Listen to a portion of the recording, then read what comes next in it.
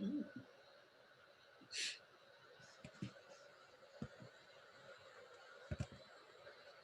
Wait, can you have the gallery thing You're on the live. side when you're streaming? All right. Hello. Okay. We'll just give our competitors a couple minutes to come in.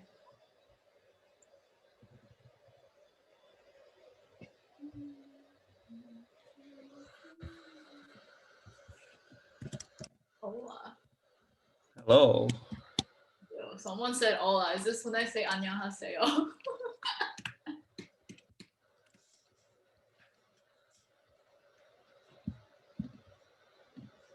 All right. All right.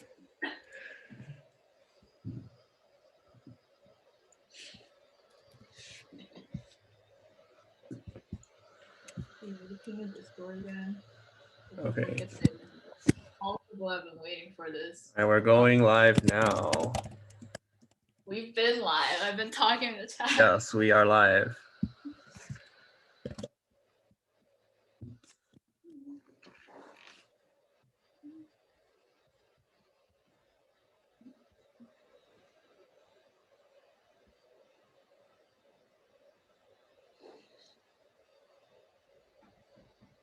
Wait, what is the black box?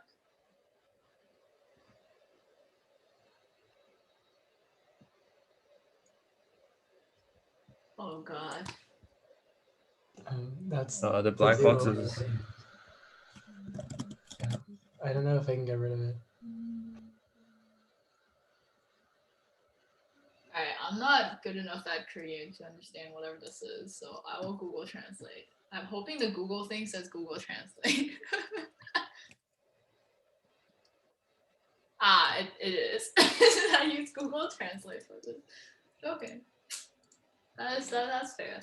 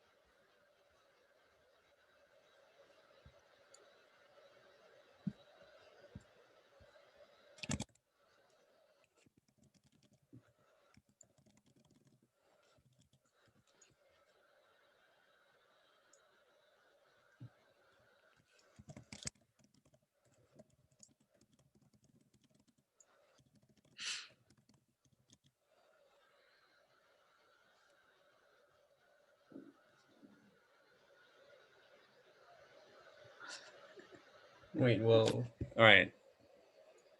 Cool. Oh god.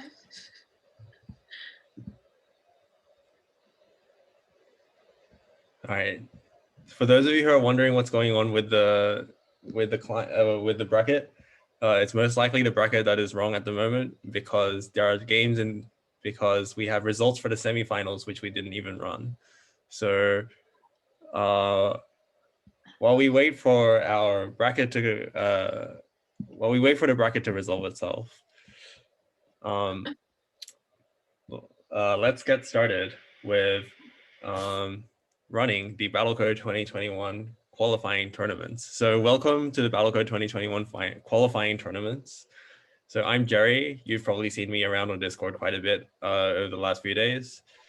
And with me, we've got Elizabeth and we've got Gaurav, who is you will know as Tic-Tac-Toe on Discord as well.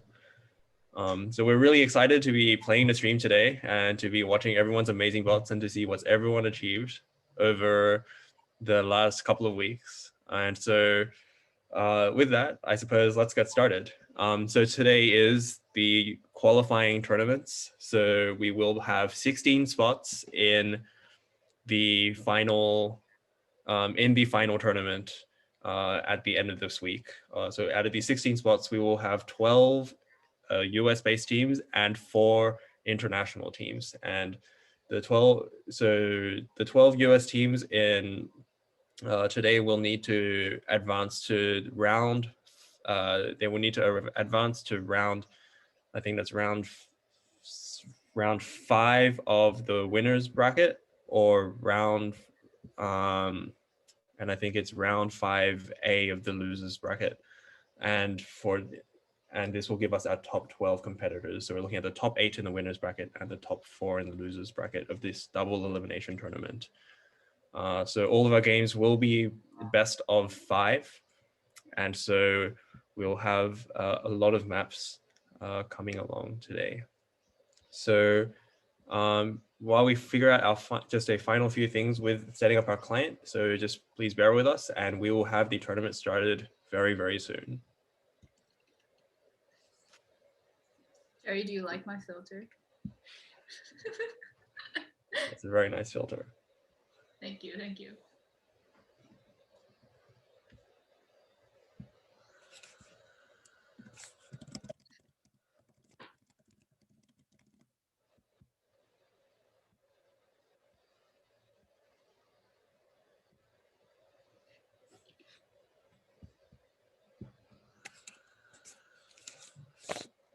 Okay, cool. So first up, we have Malot Fat Cats versus this team. So the winner, so this is in round 5. So the winner of this match will go directly into the final tournament.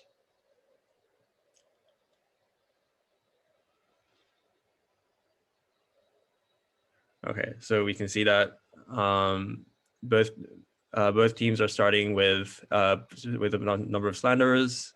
This team is already sending a number of politicians across to Malot Fat Cats, but unfortunately, those politicians don't seem to be able to make a lot of headway. Malot Fat Cats is really exploring the map and taking over a lot of the areas. I see that they've already gained the Enlightenment Center in the top left corner. This sort of the second cell there. There's an interesting slander position, some interesting slander positioning strategy there. So with Malot Fat Cats really keeping them all close to their Enlightenment centers. This team is sort of moving them out a lot more. Malot Fat Cats really seem to have the advantage now with income, as you can see from the graph.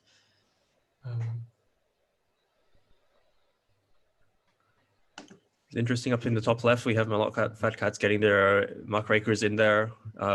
Really looks like they're sort of stuck right next to the blue base there, but they're sort of not really doing much around there, sort of just moving back and forth right now.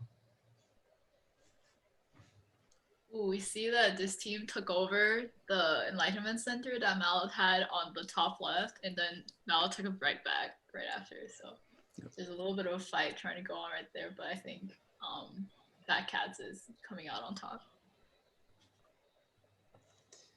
Yeah, it's all right. Looks like things are wrapping up. Yeah. Yeah, we might speed it up from here, but it looks like this match might go to Malot. This game might go to Malot Fat Cats.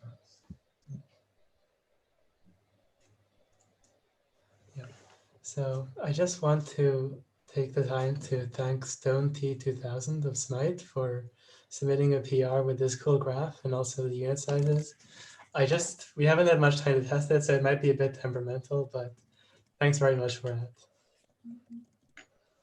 that. All right, so this is game 2 in this team versus Malot Fat Cats. So we have a maze map right now. So quite a bit of a challenging pathfinding map, this seems to be. Both teams seem to be navigating the maze quite well, not getting stuck too much in the low passability squares.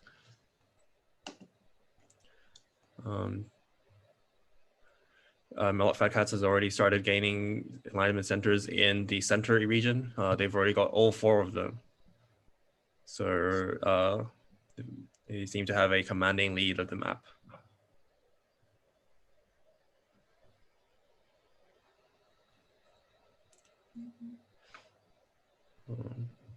This team sending politicians back into the center to try to regain map control. But it seems like it might not be enough.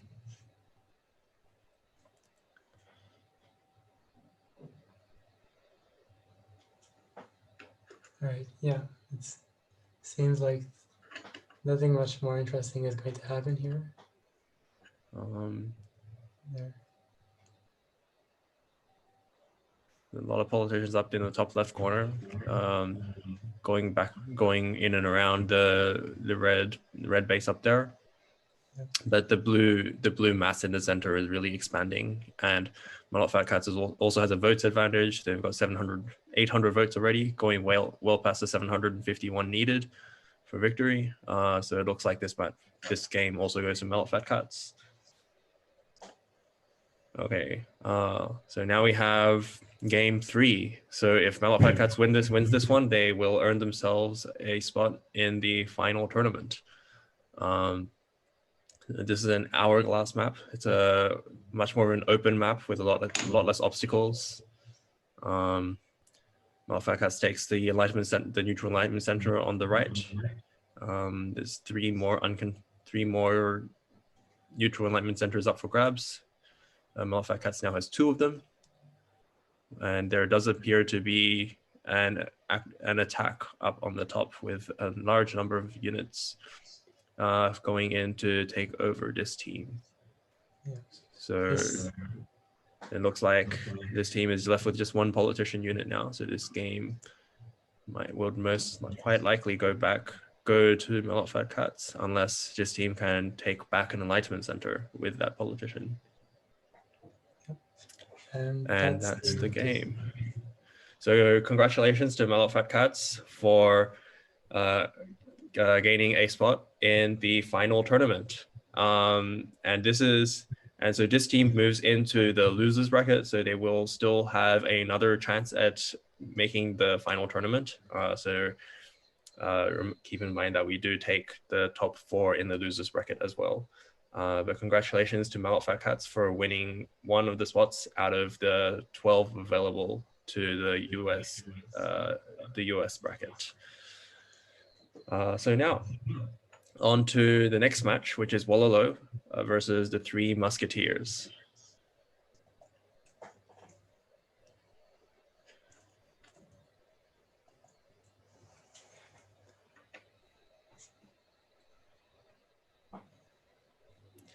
All right, so both teams are sending muckrakers to explore the map, mostly staying near their own base though, so not too aggressive by the looks of it. A large number of muckrakers moving around.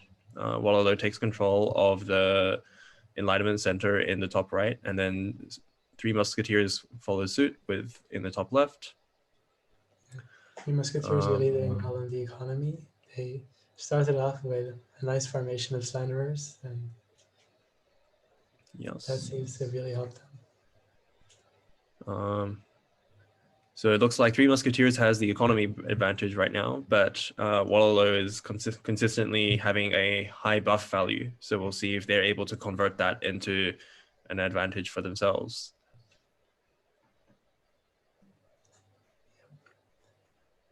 It doesn't look likely. Now that the buff isn't exponential, it seems really hard to capitalize. Although, yeah, it seems a bit hard to capitalize even on such huge buffs now that they're not extremely overpowered. 3 Musketeers has now gone to the 751 votes, so we'll see. And it looks like Wololo now is also out of enlightenment centers now. They've just got a number of muckrakers, so they no longer have an attacking capability. So it looks like this game would go to 3 Musketeers.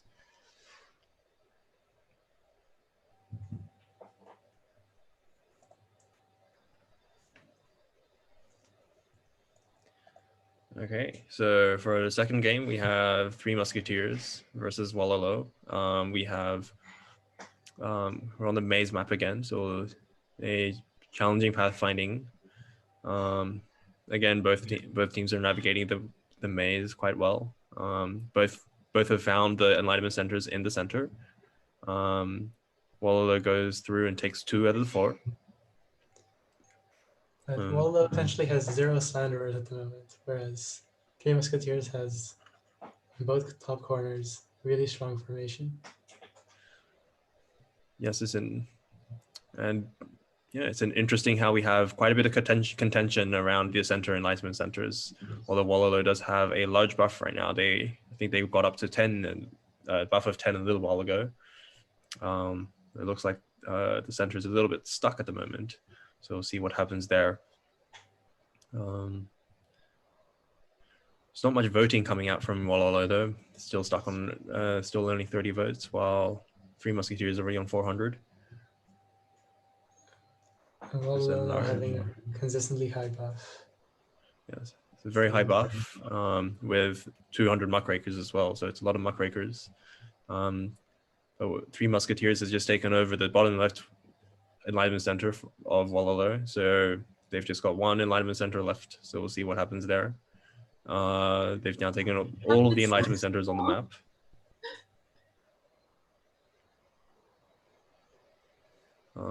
Wallo just has a couple of muckrakers remaining. So it looks like this game also goes to the Three Musketeers. All right, the third game now.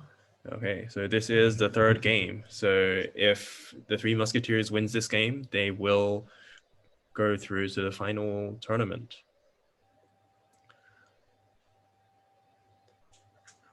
Again, Three Musketeers taking an early lead in the economy with a bunch of slanderers. In an early economy lead, although it looks like Walolo has found the enlightenment centers. We'll see who takes the one on the left as, all right, so Three Musketeers takes the one on the left. They've also taken back the one on the right as well, so Three Musketeers now has 2 enlightenment centers. Wallo doesn't have any left. They took theirs too. It looks like Wallo just got the 1 politician and left over, which is their attacking capability. So we'll see where that will go.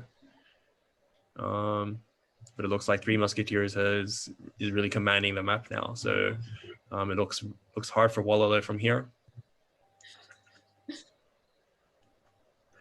And that's that. So congratulations to Three Musketeers for earning themselves a place in the final tournament.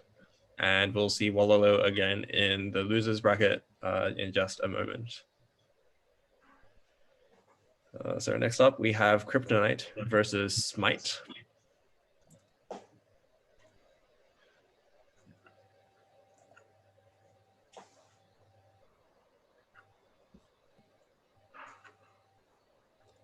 The economy is fairly even at the moment, although Smite's starting to take a lead.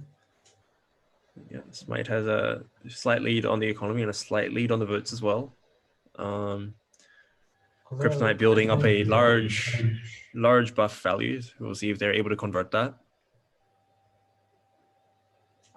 It looks like they've converted that into an economy advantage, and they're advancing on the left enlightenment center. See if they're able to break through. It looks like they've only got muckrakers there though, so they might not be able to attack it.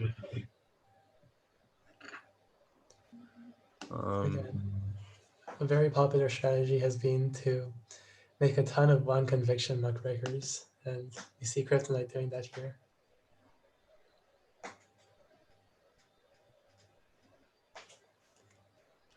And it looks like Kryptonite has taken the left enlightenment center. So there's now 5 to 3 enlightenment centers on for the 2 teams. Although it looks like Kryptonite has quite a bit of map control at the moment, so it's looking quite hard for Smite now.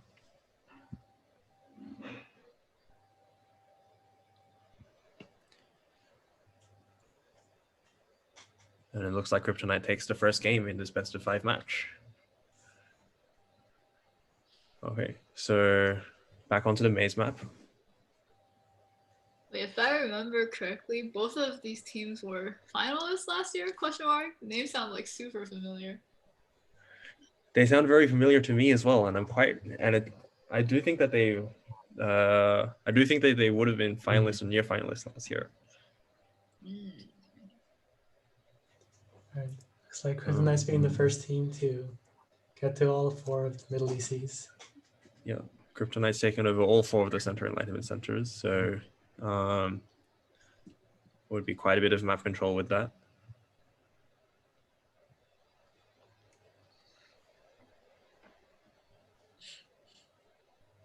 But the economy is still neck and neck. So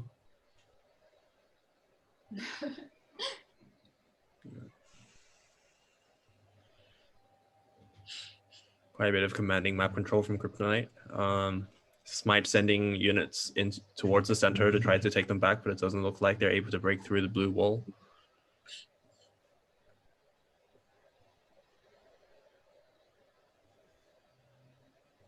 Well, it looks like they've taken 1. Let's see if they're able to keep it.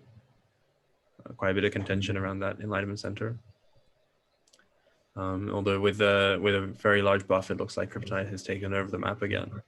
And it might be hard for Smite from here. oh, look at this. Well, that's a GG well played right there. Okay, so that makes it 2-0 for Kryptonite.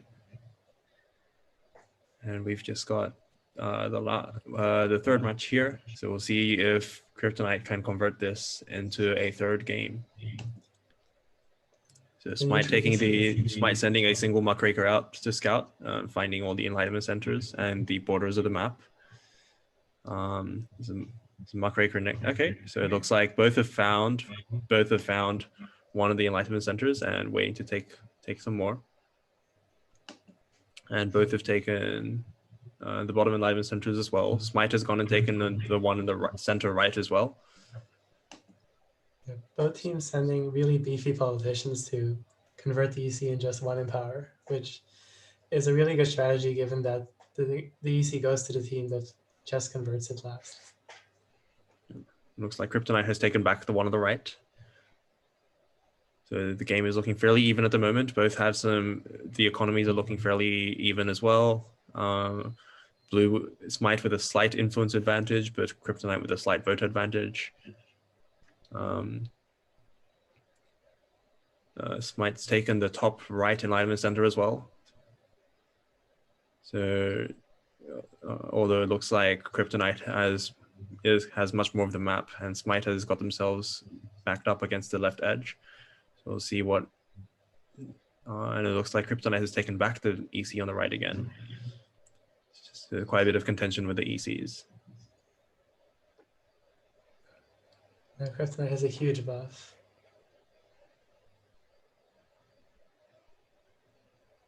Ooh, now they're fighting over the left middle EC. I see. And Kryptonite's taking the bottom left one as well, and the top left one. Looks like all of the ECs now belong to Kryptonite.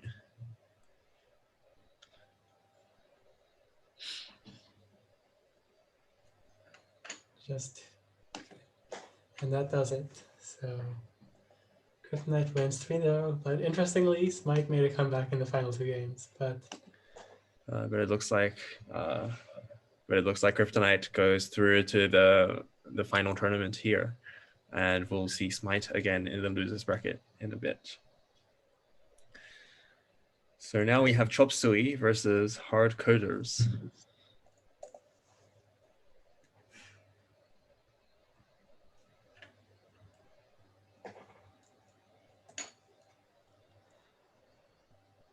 Or California Roll, as the team they like to be called.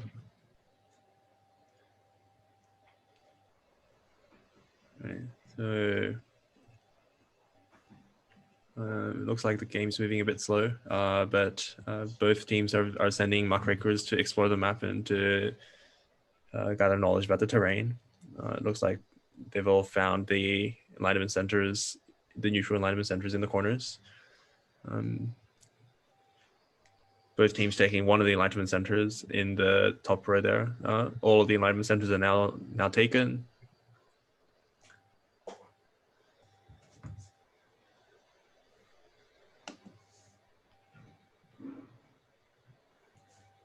Hardcoders with a large buff, although Chop Suey with the large vote advantage. Looks like Hardcoders is taking a map control strategy as well right now with 280 politicians compared to Chop Suey's 70.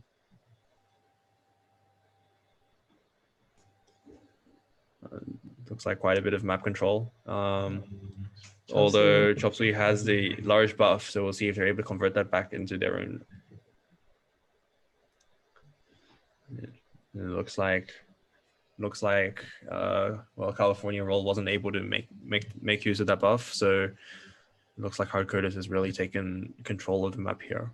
Looking a bit hard for California Roll now.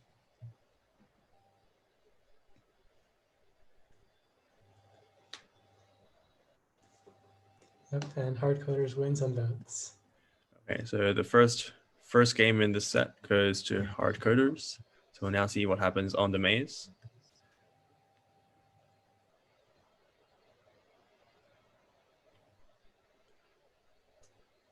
So you'd have to think it's easier to protect your slanderers on this map. So Hardcoders goes in and tries to take the enlightenment centers. Quite a bit of contention there, with the enlightenment centers flicking back and forth. It's currently 3-1 in the center. Although California Roll quickly converts that into 4-0. We'll see if they're able to hold on to it. It looks like, so the economies are fairly even, although California Roll currently has the 15-16x buff. So it looks like they're really expanding there. 240 politicians compared to Hardcoders 60. So it looks like they're really commanding the map. Quite a bit of vote and influence domination there as well. So it looks like they might be able to take this one. yeah, and Chop Suey slanderers are now extremely well protected. There's a wall of politicians, so well, like half a map of politicians. So it's not looking good for Hardcoders. Pull one in.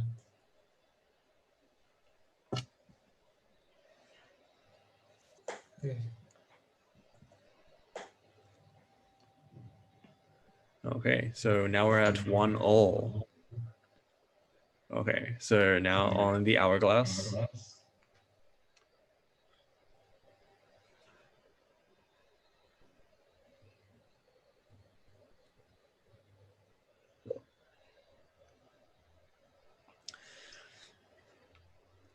We have California Roll quickly taking the top left enlightenment center and taking all the enlightenment centers on the map. So very fast map domination from California Roll. So it looks like this game might be a quick one, unless Hardcoders can use their politicians to take back one of the enlightenment centers. This is looking a bit hard for Hardcoders though. But we'll see if they're able to convert this. The California Rolls really got 300,000 influence, so it's a lot of influence, a lot of votes as well. So it looks like this game might be, would most likely be going to California Roll. It's a hard one for Hardcoders to catch up back on now. Can sort of see that California Rolls is setting up these circles of slanderers. You can sort of see that in the middle of all of these units, there are these large circles of slanderer structures, which is it's an interesting formation there.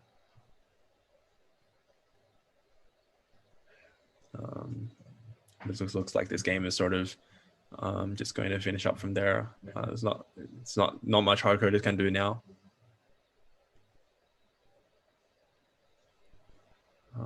And California Roll goes on to fill the map and take game 3. So now we go on to game 4 in this match on the map Amidst We. So we have two very, very close quarters enlightenment centers to start with. So they start very, very close to each other. So it's an opportunity for a fast initial combat or to expand and take the far away enlightenment centers. So a lot of variation on what you can do with this map. So you can try to go for a rush, or you can try to take the far away enlightenment center and try to go for a longer term strategy. So quite a bit of opportunity in terms of various strategies. But both teams sending lots of muckrakers to explore the map.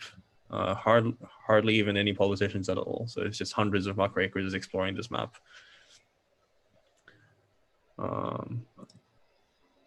Looks like there's not much else happening. It's just hundreds of muckrakers and three politicians from California roll.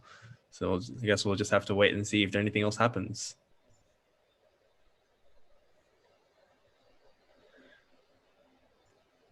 This is a really strange game. Okay, It's not even on votes. So. I wonder if the fact that the enlightenment centers are so close to each other means that neither team is willing to build politicians, or perhaps their politicians are getting empowered. Both teams are creating politicians and empowering them directly onto the opponent enlightenment center, and so neither team is able to make headway with their politicians. And Hardcoders looks to be inching towards victory. It's probably already secured victory. So. But it does look like Hardcoders has gone to 751 votes, and so we go through to 2-all. So this takes us to the fifth game of this match. So this will be the deciding game in this match to determine who advances to the final tournament, and then the other team will have another chance in the losers bracket. So we have this. This map is called Next House. It looks like we have a number of two houses and a number of arrows. Next House is also the name of an MIT dorm, actually, and I wonder what correlation this map might have with the Next House on MIT campus. But right now we have both teams gradually expanding, sending some muckrakers on the map. Looks like California Roll has amassed a number of politicians as well, and they're chasing. You can see in the top right that they're chasing Hardcoders muckrakers around. Got some. Looks like they've got some big politicians up near the Hardcoders Enlightenment Center as well. They've just taken it over. Bit of contention there.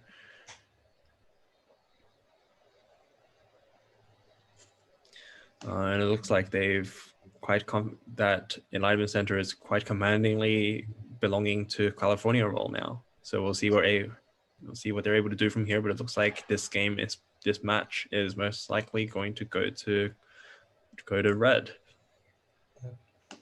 The Hardcoders just has 4 politicians and 1 muckraker left to go. So unless they're able to take back one of the Enlightenment Centers, it might be looking a bit hard from here. California Roll does have 700 votes, getting very close to the 751 needed for victory. And it looks like this might be where the game is going. Chopsy giving its muckraker some exercise to prepare for the next match. And so, congratulations to Chop Suey or California Roll for advancing to the final tournament. So it was a very close match with 3-2. So we'll definitely be seeing Hardcoders again in the losers bracket for a second chance to advance to the final tournament. But next we have Chicken versus Blue Dragon. It's interesting how we have quite a bit of a theme of bird names this year. We have a lot of teams named after various birds and other animals as well. I suppose Blue Dragon's also an animal, but we have quite a number of bird names this year.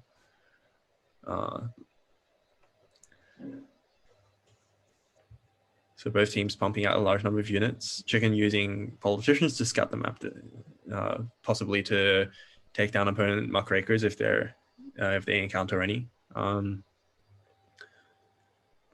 Chicken's already taken all 3 Enlightenment Centers on their end.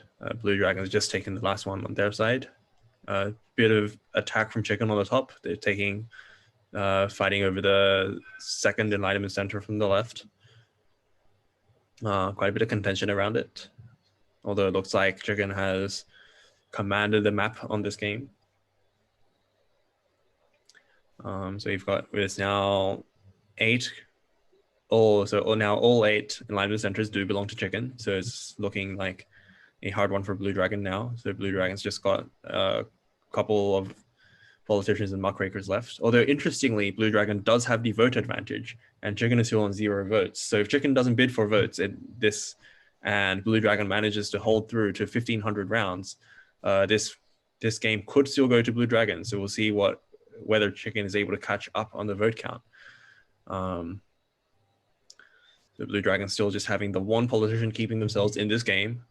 Chicken, though, catching up on the votes. They have 450 rounds remaining, and it does look like Chicken has now gone past the 339 that Blue Dragon had. So this game would most likely look like it's going to have to go to Chicken here. 753 votes, and we're now at around 1,500. So this game goes to Chicken.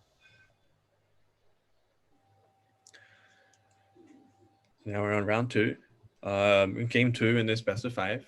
So we have Blue Dragon and Chicken on the maze.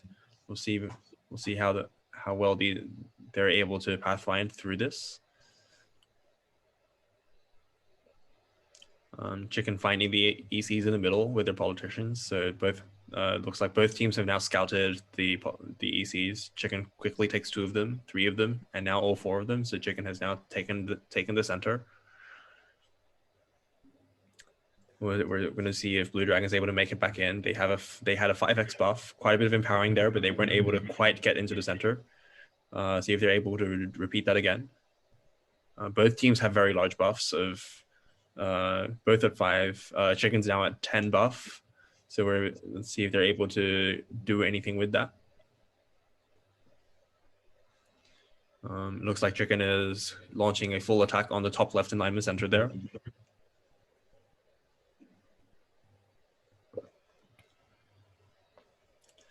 And Chicken has now taken the top left alignment center, although in return, Blue Dragon has taken the bottom right alignment center. So the game is still, in terms of the units, in terms of the alignment centers, it still looked a bit even, although Chicken has now still has the map control. Blue Dragon has 751 votes, which means that Chicken, if they're unable to annihilate Blue Dragon's units, then even though Chicken has the map control at the moment, Blue Dragon will still win this game. So it's a matter of whether Chicken is able to take over the remainder of Blue Dragon's units in the 300 rounds that remain. It is looking a bit. They're looking like they're a bit short on time. So it's looking a bit hard for Chicken to claw their way back. And so, well, with 12 rounds remaining, Chicken takes over all of Blue Dragon's units and just wins this game.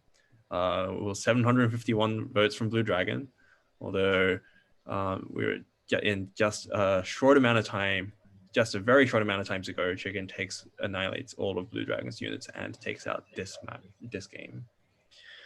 Wow. So this takes us to the third game. So if Chicken can take this one as well, then they go through to the final tournament. So let's see what happens here. Chicken sending an early politician over to the left, and it empowers on Blue Dragon's muckraker. Chicken is also exploring the map with his politicians. Blue Dragon using muckrakers to explore the map. Quite a bit of map exploration. Chicken takes the early alignment center, and Blue Dragon follows suit. So now just the bottom 2 neutral alignment centers still up for grabs. Blue Dragon takes the bottom left one. Blue Dragon's also been actively voting. Chicken's still on 0 votes. Blue Dragon's also attacking Chicken's top right enlightenment center. So quite a bit of contention around enlightenment centers in this game. Although Chicken's taken the 2 of them on the bottom left. So it looks like Chicken has taken most of the map now. It's looking a bit hard for Blue Dragon now.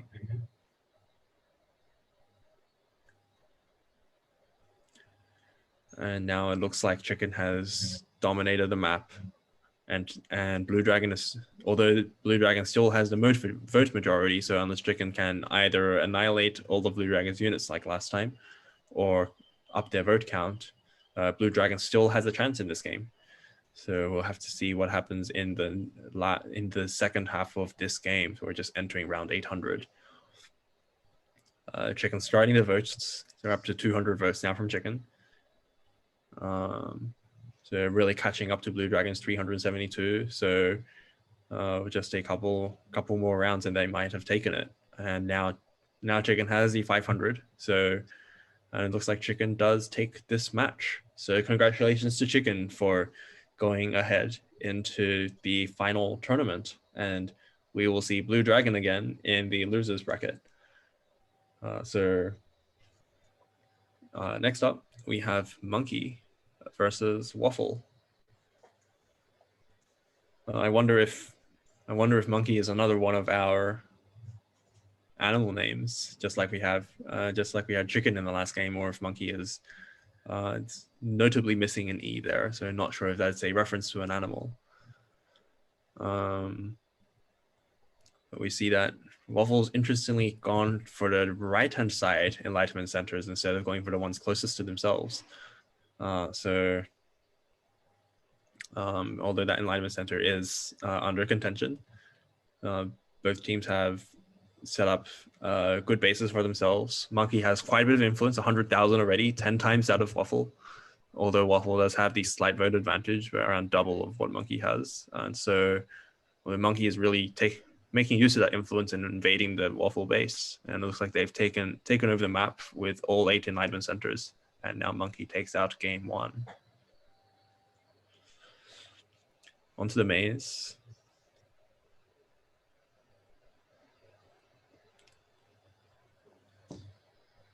It looks like Monkey might be, it looks like a bit of pathfinding trouble for Monkey down the bottom left there, trying to go through all of the low possibility squares.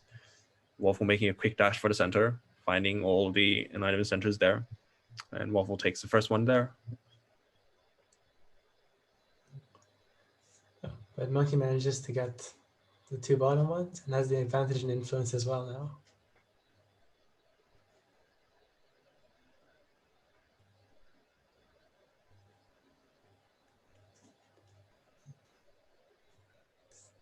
It's not looking good for Waffle as Monkey takes the enlightenment center in the top left as well. And now commands 3 of the 4 central ECs. So despite an early difficulties in finding the center, Monkey takes game 2. Okay, on to game 3.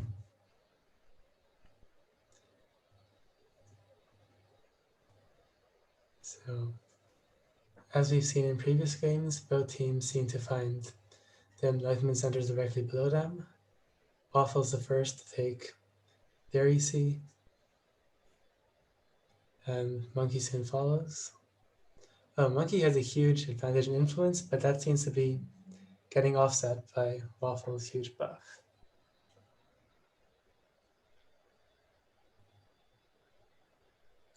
And it looks like Monkey's top right alignment center has been surrounded by Waffle's muckrakers. So unless they're able to deal with this, that alignment center up there will be stuck and unable to do anything. And so it's interesting how, although on the other hand, it looks like Monkey has now taken over all of the enlightenment centers. So Waffle might not be able to do much now. Yep, And Monkey takes this match 3-0. So congratulations to Monkey on going ahead into the final tournament. And we'll see Waffle again in the losers bracket. So now we have Producing Perfection versus Bytecode Mafia.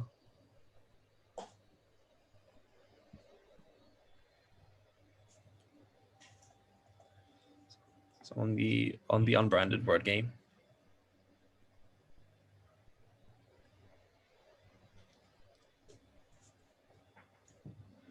Had quite a bit of friendly competition between quite a few of our teams. I see that there's quite a bit of, especially between, I think, saw quite a bit of competition between Producing Perfection and I think a couple of our teams. I think we had California Roll and Smite with the all involved in some of the competition between them. But we can see the Producing Profession taking over 5 of the alignment centers, while Bytecode Mafia has the 3, gradually losing their map control though. So Producing Profession now really taking over the map with a huge buff, huge influence, and lots of votes. So quite a bit of control there.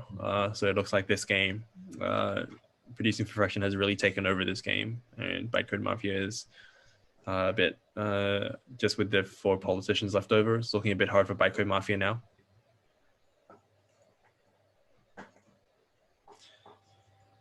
And so game 1 goes to Producing Perfection. Now we're in the second game on the maze. Both teams pathfinding through the maze to try to find the center and alignment centers. It looks like Bytecode Mafia, so it looks like both teams have now found them with their muckrakers. So it's just a question of now who gets there first. Producing Perfection sending a large politician there that empowers but isn't big enough. So sending a number of politicians there, and now Producing Perfection has taken all 4 of them. So now it's a question of whether Bytecode Mafia can get there in time to try to take them back. Although it's looking hard for Bytecode Mafia now.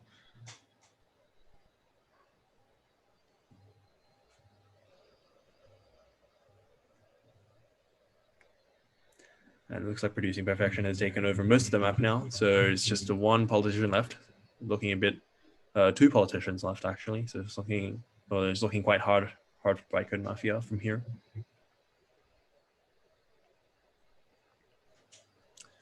And Producing Perfection takes the second game as well. This is the third game. So if Producing Profession can take this one as well, then they will have advanced to the final tournament.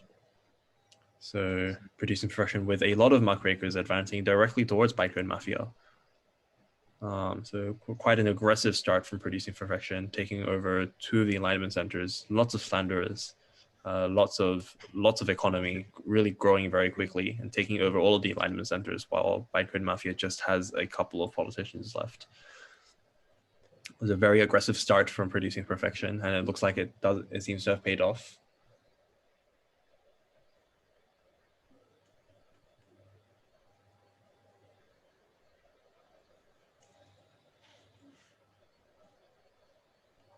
And it looks like Producing Perfection has filled in the map and taken the 3rd game. And so Producing Perfection goes on to the advances to the final tournament. And we will have our next game, which is Baby Ducks versus Coast. And this is the last match of this round 4 of the tournament. And so this will be determining our 8th finalist in our upcoming final tournament. So we have Baby Ducks, another one of our bird teams, and we have Coast. So both teams expanding quite quickly, taking over all of the alignment centers. The graph seems quite partitioned right now. All the Baby Ducks advancing with their politicians. Some large politicians as well, advancing and taking over some of the alignment centers. So it looks like Baby Ducks now has 7 of them, large buff and large influence as well. So quite a bit of map control there. And it looks like it might be, looks like Baby Ducks seems to have taken this game.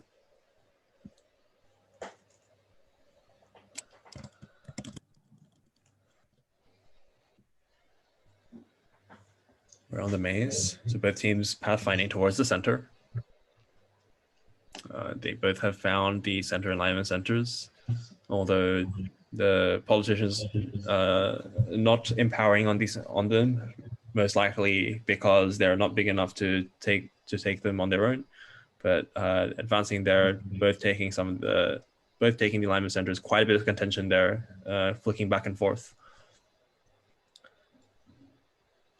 Lots of flicking back and forth, lots of politicians heading towards the center, so quite a bit of reinforcements coming. And it looks like both teams have their slanderers hold up in the corners, as most of the action is happening in the center. It's interesting that Coast is building up with their votes as well, already 300 votes. So if the game doesn't, if neither team is able to annihilate each other, Coast does have the head start with the vote count. And all ECs in the center flip back to red, although possibly not for long.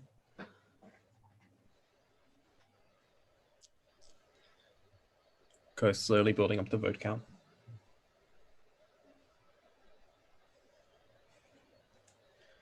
Up to 500 votes already, and it looks like Baby Ducks is having a bit of a harder time trying to gain control back in the center.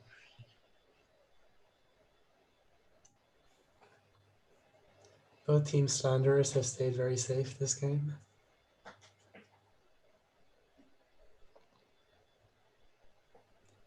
And Coast is inching towards the threshold, and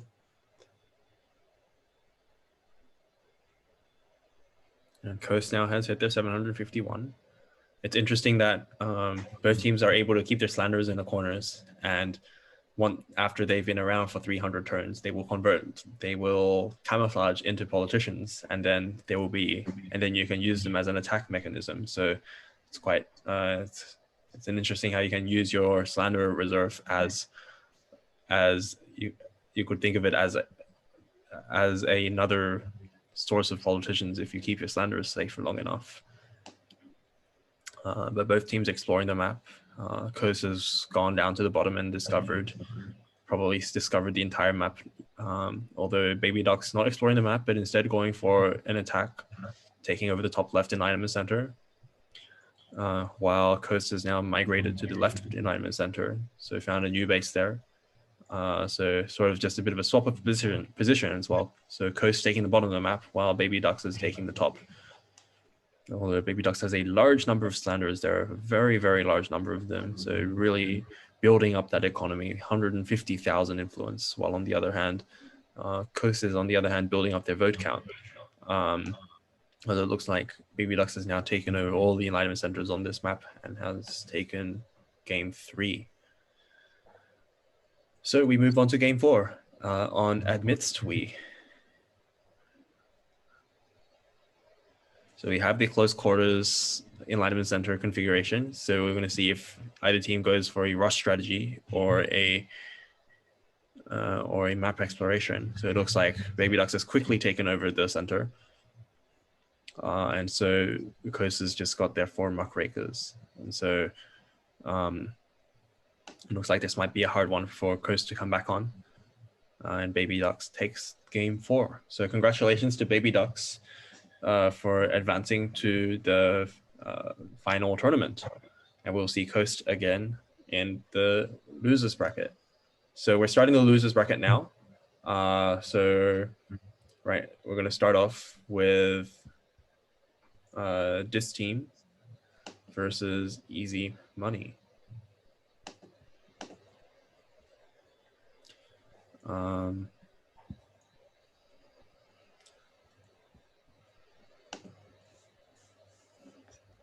sorry about that.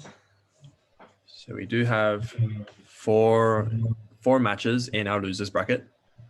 So these 4 matches determine who advances to our final tournament as well. So 4 remaining spots for our US teams. So we have 4 matches in this losers bracket.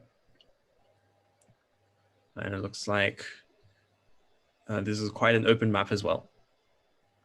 And so quite a bit of large number of muckrakers swarming the map. We'll see if they're able to. There's quite a bit of contention around the alignment centers as well, flipping back quite a few times. Well, it looks like this team has taken 6 of them now.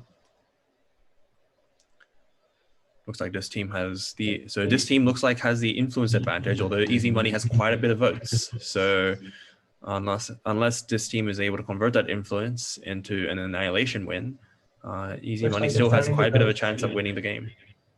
Looks like neither team seems to be voting now, which is weird. Oh, it's because Blue got it. Right. And this team takes the first game on Zodiac. Okay, We see next house here again.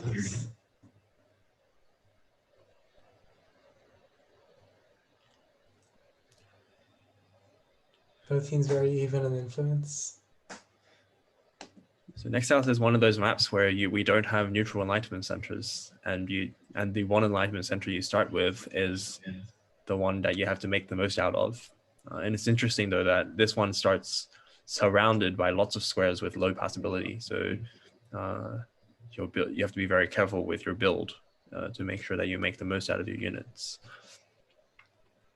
This team with a lot of units, although it looks like Easy Money is instead keeping most of their influence in a small number of units. So economy quite even. Although this team has a large buff there, so able to see if they're able to convert that. This team being far more aggressive, slowly whittling away. And yeah, it looks like Easy Money never really attacked this team's EC. So, and game goes to this team. All right, again on a missed Wii. It seems like most of the time we've seen both teams sort of protect their initial ECs despite them being really close by. But this time Easy Money seems to have gained a significant advantage in influence, and this team's EC looks precariously poised.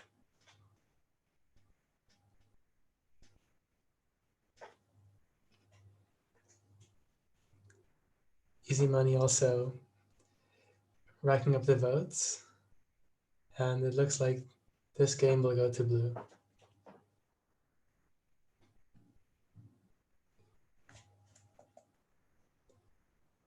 Okay, so now on to the fourth game. Easy Money staving off elimination. So let's see what happens on Cow Twister.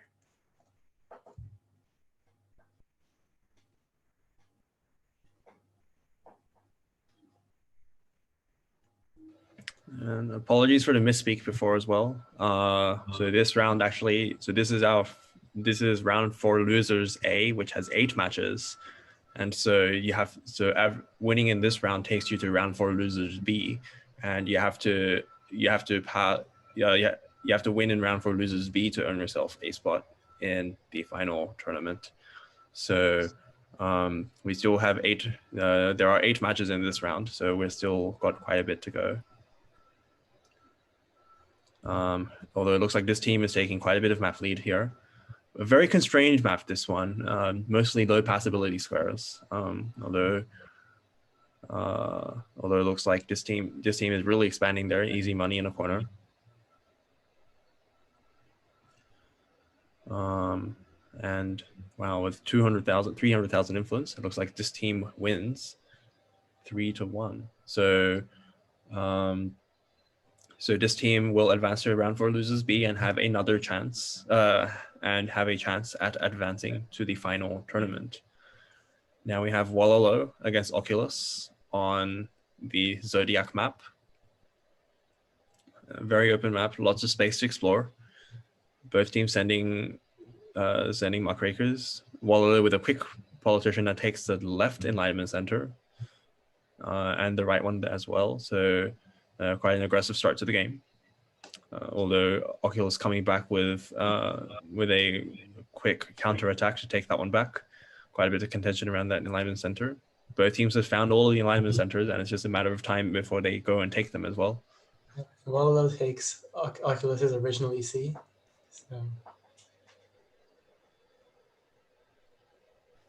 now the map is dominated by Waffle's muckrakers, and it's looking like this game will go to red.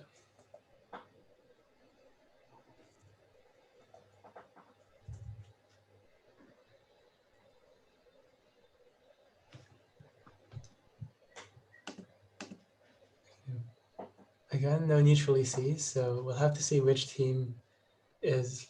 So it seems like Oculus is leading in influence, and we'll have to see which team first becomes the aggressor. And especially, it looks like there's a nice stock of slanderers for Waffle to get a buff from, which Waffle does.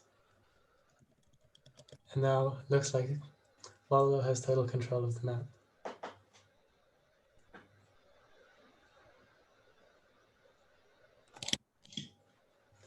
Okay. And second game goes to Waffle. Onto a missed Wii. And a very quick take of the of Oculus's Enlightenment Center in the center, made quicker by the accidentally increased speed, sorry. And it looks like Waffle has extremely quickly taken control of the map. And the third game goes to Waffle. Right, so Waffle wins that match, and Oculus will be heading to the loser's bracket, I think. Okay, now we have Smite versus Java Ghost Hawk.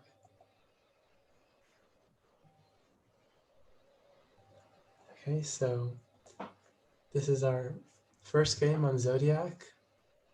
Sorry for that. Java Ghost Hawk has the lead in ECs, having taken the first 2 ECs near the original starting point. Still 3 more ECs up for grab, but it looks like Java Ghost Hawk will be the team to get those 2, given that it has total control of the map.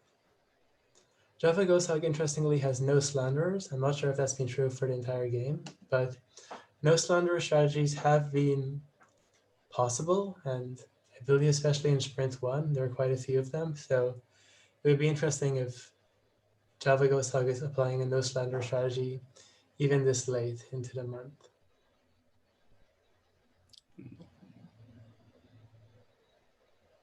And the game goes to Java Ghost Hawk. Okay, now we have, now we have Java Ghost Hawk versus Smite on next house. So I stand corrected, Java Ghost Hawk does make some slanderers. It looks like Smite's sending some very, yeah, sorry, that was sped up too fast. But some very large politicians heading to the bottom left, bottom right. Java Ghost Hawk there. It's a very large politician quickly taking over that EC though. So it looks like Java Ghost Hawk is just left with their 51 muckrakers. Smite building up their influence, building up their vote count as well. Quickly hitting that 751. And it looks like Smite takes this game. So it's 1-1 now. And on admits we're going to have our third game. So I'll play this very slowly so we can see what happens between those 2 center ECs. It's a very, very close center. So we'll see. So expecting some close quarters combat while with some map exploration to try to take over the 2 further ones out.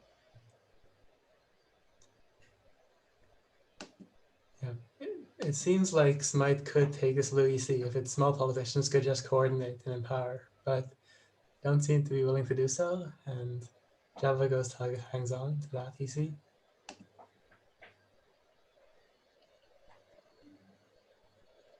Other than that, looking fairly even at the moment, although Smite is building up their influence, so Smite is growing there. Java Ghost Hawk growing not as large, just the one politician.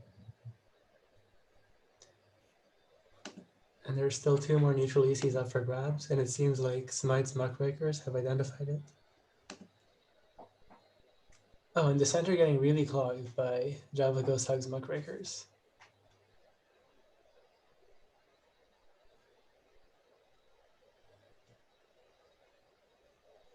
Yeah, but it looks like this match is eventually going to go Smite's way, given its significant advantage and influence since mid-game.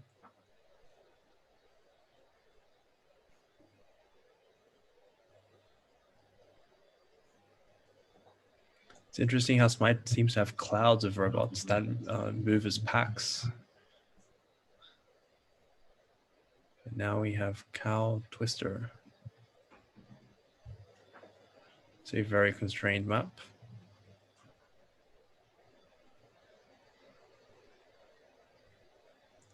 So Smite having a significant incoming advantage. Just to make the map easier to view, it has been rotated. So the map itself is the other way around. We've just rotated to make it a bit larger and easier to see.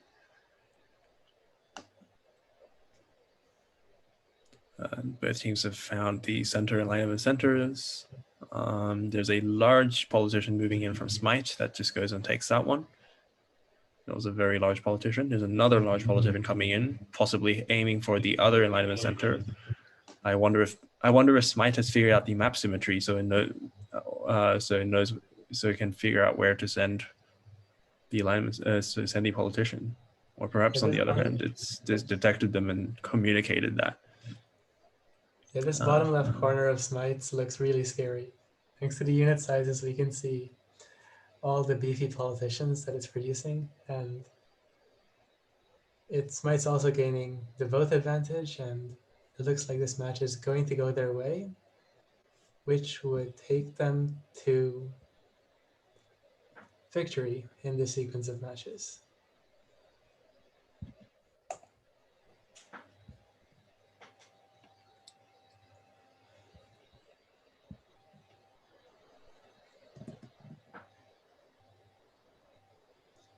Okay, now we have hard coders versus A214. So this map has also been rotated and flipped.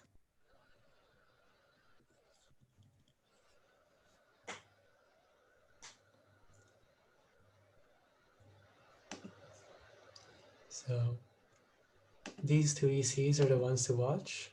It looks like A214 is trying to take it with its smaller politicians and now holds a 1 EC, now a 2 EC advantage. A214 also slowly gaining in votes, but there seems to be a bit of contention over this EC as Hardcoders takes it and then loses it again. Economy-wise, it looks fairly close to an order of magnitude, but A214 seems to be taking the lead. And now A214 has total map control, has a buff, and it looks like A214 will take this game. Now we have the second game on Next House.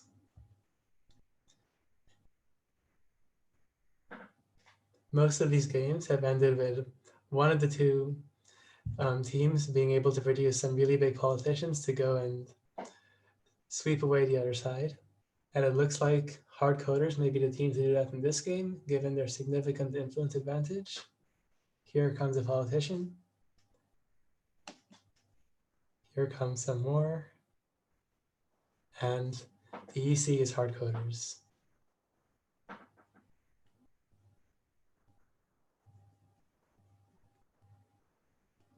So Hardcoders takes that game, and now we're on to the third game on a missed Wii.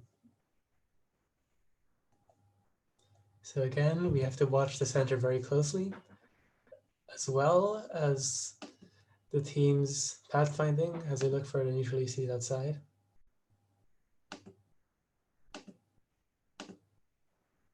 A214's EC plays very precariously on just around 20 influence.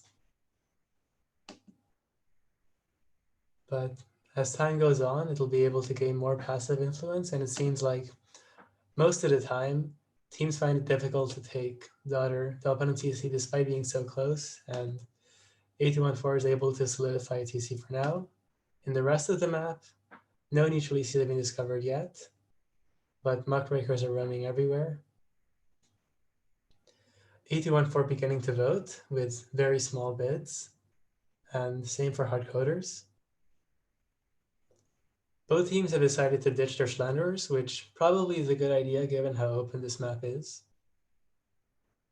And economy looking fairly even. It's hard to say which way this match will go.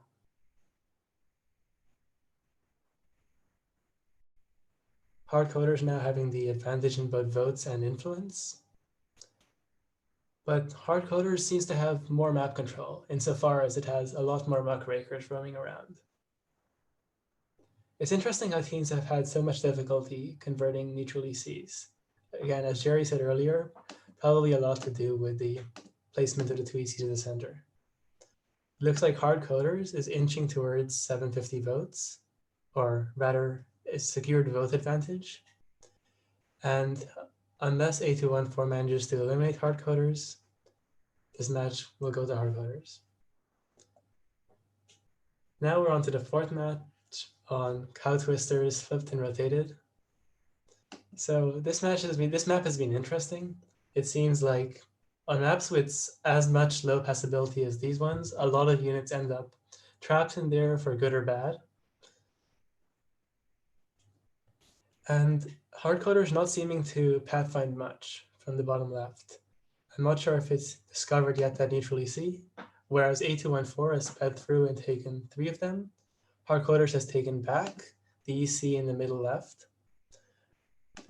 And as far as influence goes, Hardcoders has the lead, but seems to be losing it slowly as A214 starts to build some big slanderers.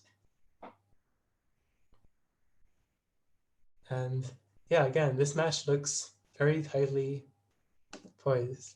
So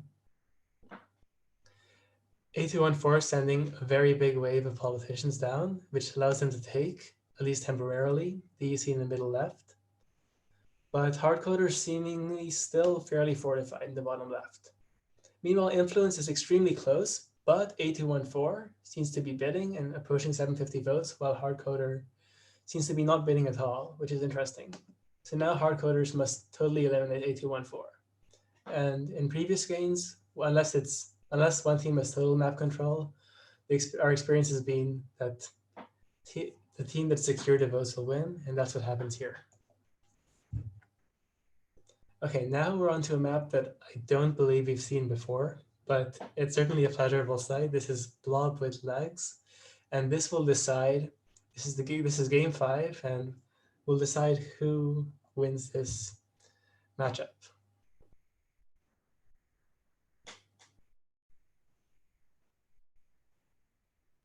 So Hardcoders with it's a very tight match going ahead to the fifth game. This game will mean a lot because it determines who gets eliminated in this round. Yeah, Hardcoders with an extremely tightly grouped group of slanderers and some politicians and muckrakers approaching. And as was perhaps inevitable, Hardcoders had a buff, but A214 seems to have a buff of its own now.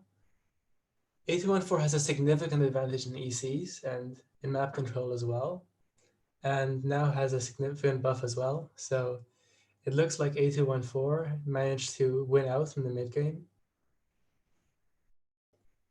And Hardcoders with no ECs at all now. And A214 close to clinching the votes. So A214 will win the 5th game in this matchup.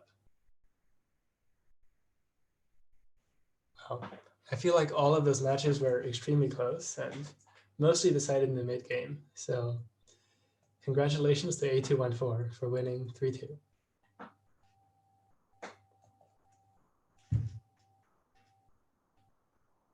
Now we have Blue Dragon versus Fanda.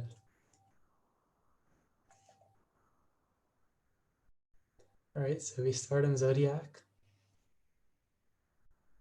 Oops, okay, cool.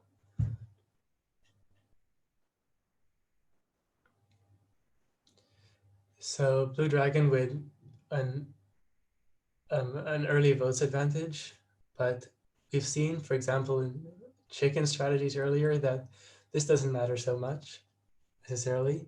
Fanda not producing any slanderers at the moment, and Blue Dragon taking 3 ECs.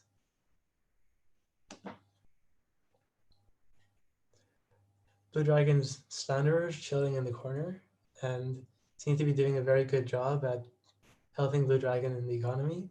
And Blue Dragon slowly, after having taken an EC advantage, seems to have gained map control and will take this game.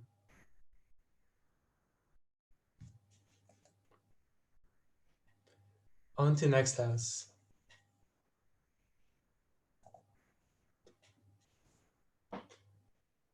So influence is is almost exactly the same at the moment. Blue Dragon getting an early lead in votes. Both teams' unit compositions seem fairly even, Blue Dragon having produced a few more slanderers, which is helping it gain a lead in influence. Mid-game seems to be progressing fairly steadily, but certainly looks like Blue Dragon will have a, although influence is getting actually pretty close, as Fanda and Blue Dragon have similar income production. So it remains to be seen which team will be the aggressor here, although it looks like that team is Fanda as a wave of politicians start approaching Blue Dragon's next house.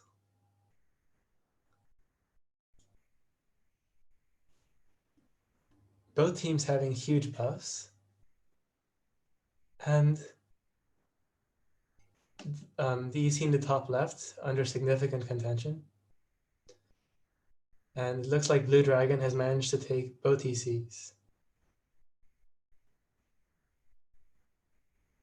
So again, I think the meta has changed a lot from, say, Sprint 1 and Sprint 2. We didn't used to see these sorts of games that we've seen for the past few matches where the early game has been fairly evenly matched and things have really been decided in the mid game. So that's been a really interesting feature of the Empower nerf, or not Empower, yeah, Self-Empower nerf. So Blue Dragon takes that game and now leads 2-0. Now on to a missed Wii.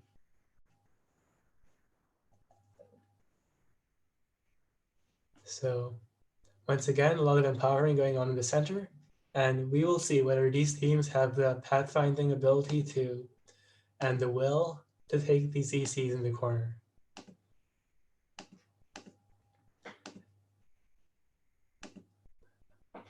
Fanda DC looking, just holding on the edge here and influencing the constant digits. Whereas Blue Dragon seems to be really growing in influence. Neither team relying much at all on Slenderers. And it's interesting how they have 4 income per turn with 0 Slenderers. We will investigate that. Oh, it must be the passive income. All right, that's fine. Blue Dragon gaining a slow votes advantage and inching towards 750. Again, Fanda holding on to their EC, but you can't feel confident in Fanda's situation. And once again, none of these neutral ECs being taken. So it looks like Blue Dragon, simply by having a lead in influence and keeping Fanda's EC relatively subdued, will win by votes.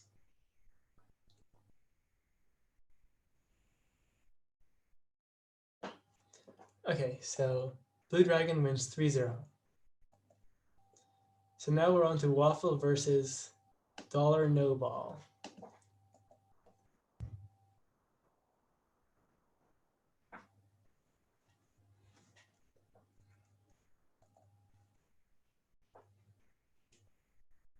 So influence again, very even. Dollar No Ball takes the first EC in the top. Waffle, on the other hand, takes Dollar No Ball's original EC, and now ECs are evenly matched at 2 each. Again, with influence tied and Waffle gaining an advantage in votes, it may be decided by which team takes these outer ECs first. And it looks like Dollar No Ball takes the EC in the bottom right. 3 more neutral ECs up for grabs, and influence extremely close.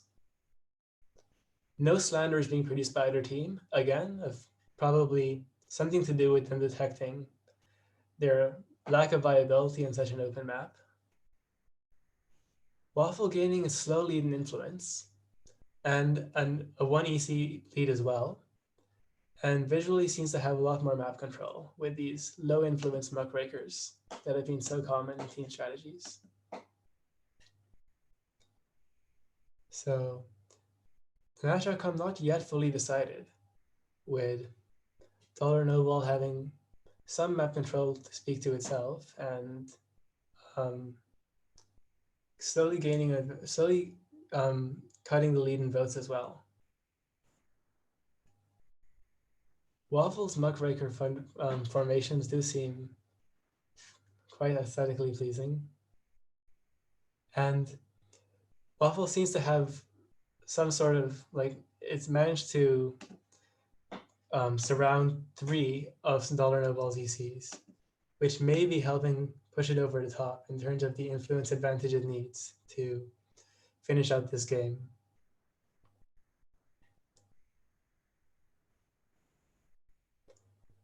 And bad luck for dollar no ball. It looks like Waffle will win this game with the map getting flooded with units. This is one of those games that probably took a lot of caused our servers a lot of pain, but it didn't cause Waffle much pain as Waffle takes the first game. Now on to next house.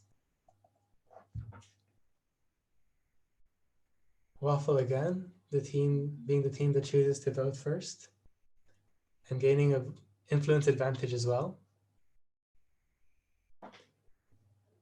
Dollar no ball with just 3 slanderers, whereas Waffle, unlike in the previous game, has found it worth it to produce this nice cluster of slanderers it has here. And while I wasn't looking, it's also managed to take the EC in the bottom right.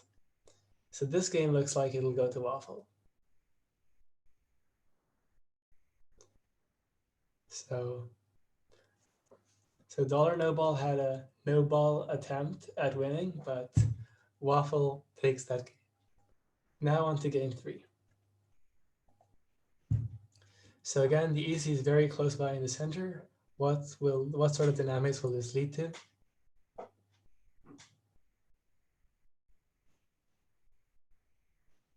Both teams going heavy in the low influence muckrakers. We'll see if this will help them finally capture one of those neutral ECs outside. Very few politicians being produced, which, oh, and a politician heading down to this neutral EC.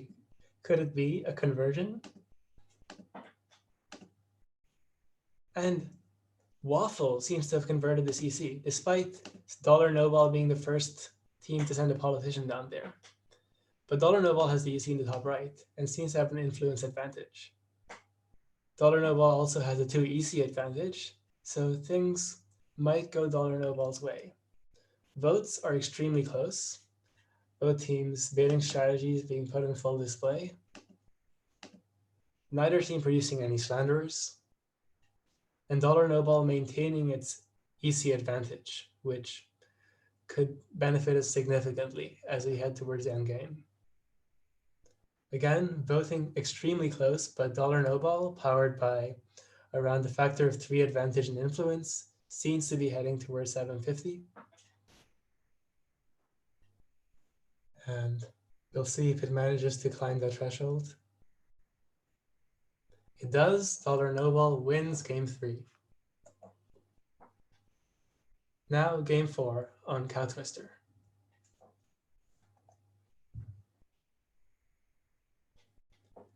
So both teams starting off fairly similarly in influence, in slander distribution.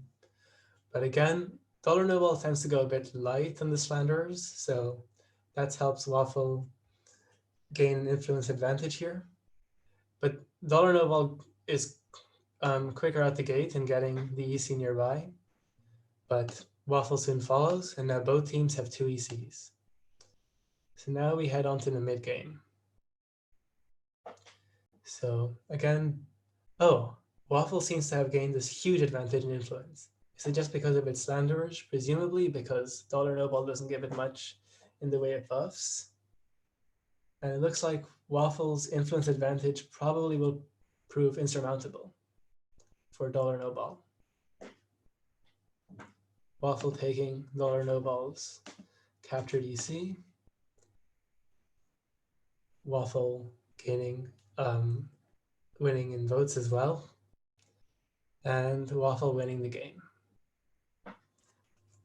And Waffle wins the match. Congratulations, Waffle. All right, now we have Bytecode Mafia versus Rula.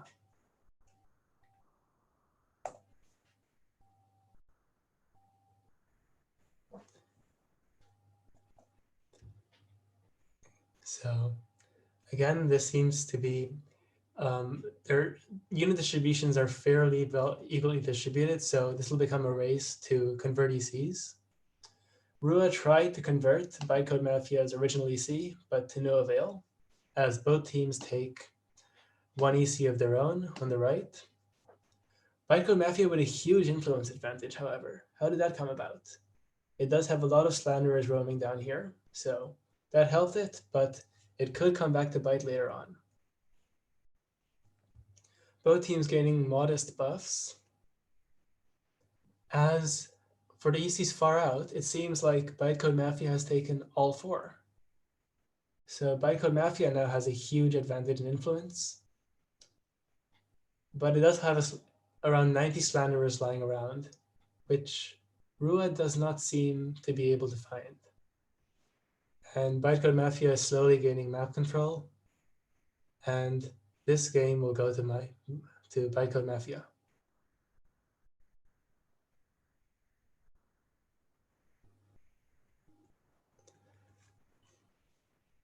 All right, first game to Bytecode Mafia. On to next house.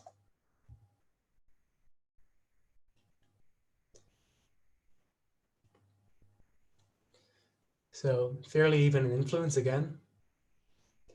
Rua gaining a votes advantage. Bytecode Mafia and Rua both having big O of 10 slanderers, but Bytecode Mafia seems to be gaining a big influence advantage thanks to its significant amount of slanderers. Rua not producing any slanderers, which probably was not a voluntary choice, with Bytecode Mafia having taken its EC. And Bytecode Mafia seems to be taking a 2-0 advantage. Onto a missed Wii.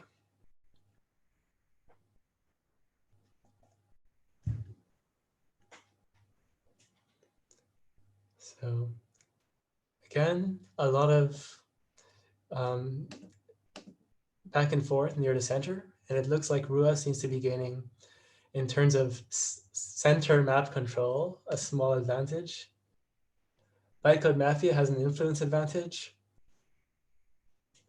Neither team producing any slanderers or much in the way of slanderers. And again, these poor neutral ECs just remaining neutral. Oh, but we did have an EC conversion here. In fact, we've had multiple EC conversions. Bytecode Mafia now has a 5-6-0 influence advantage. So yeah, Bytecode Mafia taking the outer ECs and eventually the inner ECs as well, and the game and the match. So Bytecode Mafia wins 3-0. Now we have Coast versus I Don't Really Care. So Coast and I Don't Really Care are really matched in influence as the game begins. Both teams producing a similar amount of slanderers, although Coast slanderers seem to be a lot more powerful, which leads to Coast having a slight influence advantage as we go. Coast now has a 4-2 EC advantage, but IDRC is fighting back. It does seem to actually care and has taken back one of Coast ECs, but Coast still has an EC advantage at 5-3 and an influence advantage. And as the game progresses, Coast seems to be heading towards winning by vote threshold.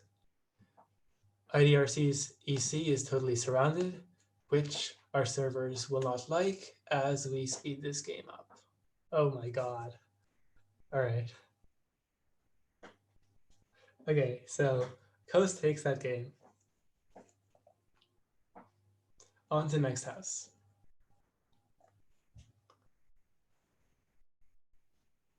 So again, what really matters here is just the build order with no neutral ECs to find and the ECs being fairly separated. So with fairly similar strategies in terms of build order, influence is pretty even at the moment. But IDRC seems to have some very appetizing slanderers which are being eaten. That's very sad. So as Coast sweeps in to take IDRC's exposed slanderers and its EC, Coast has wrapped up this game. So on to the third game. On a mystery. Yeah, this is a really interesting dynamic. Kudos to whoever made this map. I think it was probably Arthur, but sorry if I've misattributed it. IDRC has total control of the center and has taken Coast CC. IDRC has a significant influence advantage, so IDRC probably will take this game. So that was fairly fast. IDRC's build order or whatever happened in that center there probably benefited in this map, and we're on to the fourth game between Coast and IDRC. This match could go to either team at the moment. Well, obviously. So influence is fairly even. A fairly even unit distribution as well, as we've seen for most of these games with separated ECs. Both teams have managed to take the neutral EC nearby, and we're going to have to see what happens in this center here, as both teams have a nice stockpile of Slanderers. So IDRC sending some powerful politicians to take Coast EC, and now has a 3-to-1 EC advantage.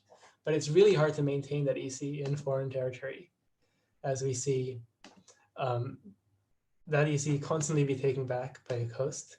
Coast has an influence advantage, interestingly, and also a votes advantage. So IDRC's early aggression did not seem to benefit it much. As we reach some sort of stalemate in the center, again, IDRC trying very hard to keep hold of the center. And influence also very evenly matched. And IDRC starting to catch up in votes as well. Oh wow, what's happened here? IDRC has sent a flood of huge politicians and has managed to take Coast's home EC. That looks like it might be game, as IDRC establishes map control, has all of its ECs, and Coast has nothing but mostly muckrakers to roam around. Wow, so this game is heading to a decider. And we're on Law Mid Legs. It's a pity we don't get to see this map more, but we get to see it at least in the most important of stages. So both teams presumably will take this freebie EC fairly quickly. Coast, the only team voting at the moment. Coast also gaining an advantage in influence. It'll be interesting to see if either team manages to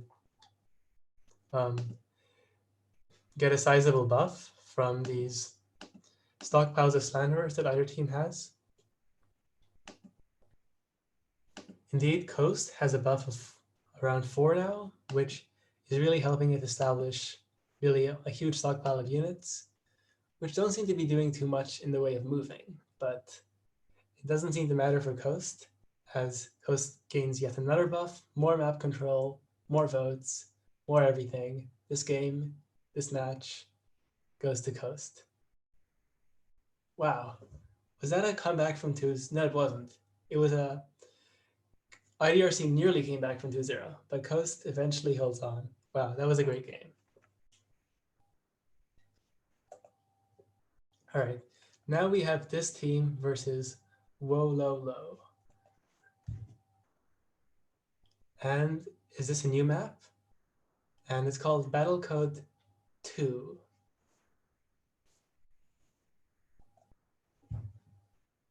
Wow, a lot of neutral ECs up for grabs here. And it doesn't seem to be a pathological sort of placement that we saw on a Mist Wii. So we should expect a lot of ECs being taken and a lot of units being produced in these games. And it looks like Wololo is the first to take an EC advantage, with 4 ECs to this team's 2. Wololo also has an influence advantage, is gaining votes.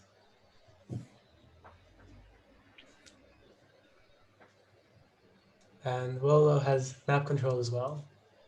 So it looks like it's Wololo's build order and ability to capture those ECs earlier really helped win the day in this match.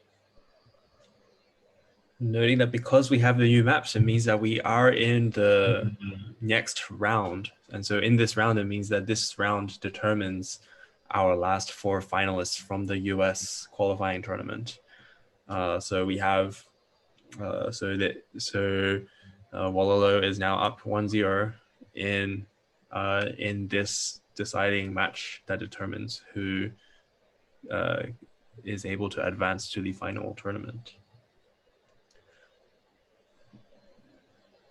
So this team building a nice stockpile of Slanderers, while Wololo's influence mostly stagnates. On the other hand, Wololo does go for the center enlightenment centers. It's interesting that both teams have filled the map with muckrakers. Wololo more so than this team, which has a more balanced unit type distribution. But Wololo with a huge buff. The Slanderers I spoke of probably betrayed this team.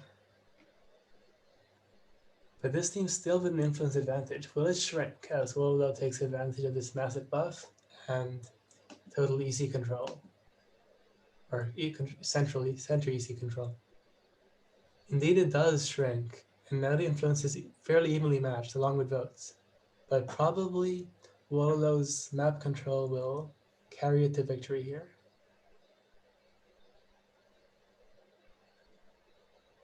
With neither team gaining a significant buff to, or with this team not gaining a significant buff to bring it out of danger, it looks like Wololo will take this game. So that's 2-0 to Wololo, just 1 game away from the finals.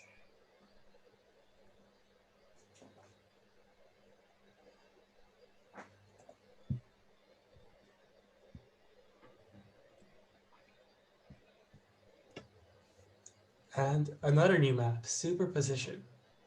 So this map, each team has 2 of its own ECs, and there are also 4 neutral ECs. Not hard to find, up for grabs. Interesting.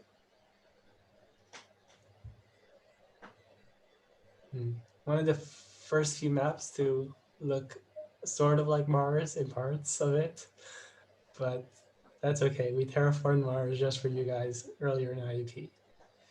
This team taking a huge influence advantage and an EC, a lead in ECs as well, although it loses that now. Wololo, interestingly, with just 2 politicians on the board, but around 200 muckrakers, whereas this team, with its politicians, seems to be taking over some of Wololo's ECs.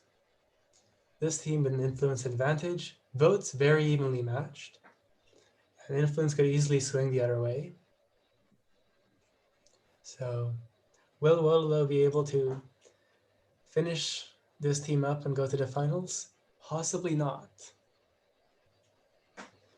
So Wololo seems to have total control of the superimposed cows and of the region underneath.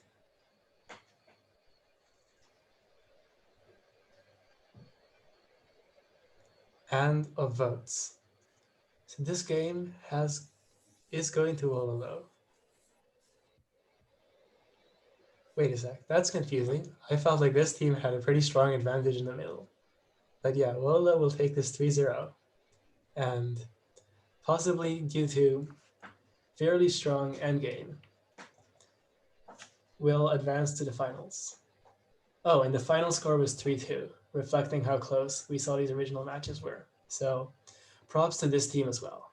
But sadly, this team will be advancing to the finals.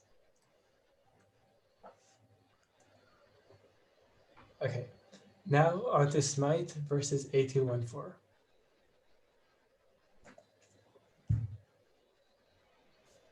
On Battlecode 2 again.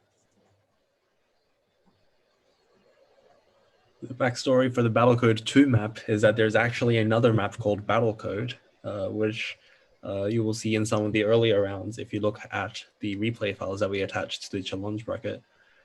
So we have 2 variants of our Battlecode map. Smite with an interesting sort of kiting sort of strategy with the Slanderers, where all of them moving in a pack. Really taking over the center ECs there.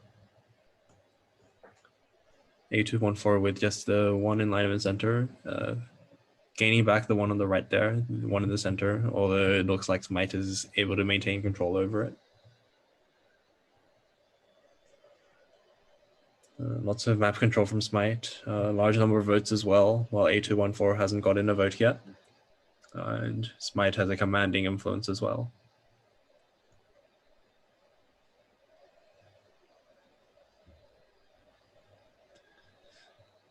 A lot of muckrakers heading down to the bottom right. Looks like Smite has now taken all of the alignment centers, and there's some very, very large Slanderer units there.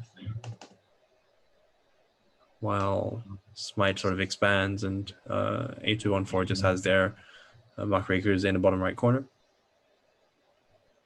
Sort of locked in amidst all of other Smite's other muckrakers, but Smite does take game one.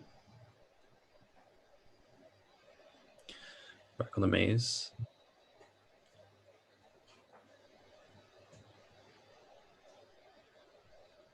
Both teams pathfinding towards the center. Let's see who gets there first. Looks like both teams have had muckrakers to find the center.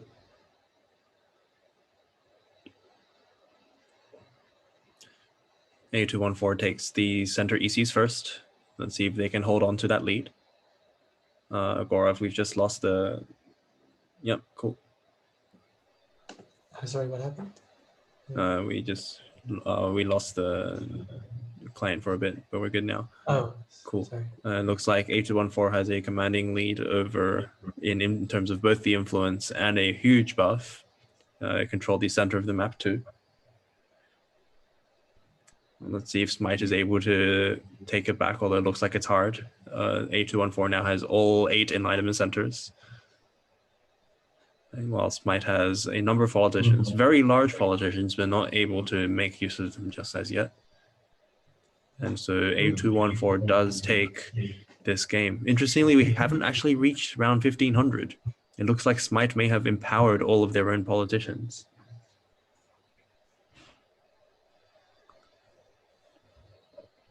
And now we're on this third map, superposition.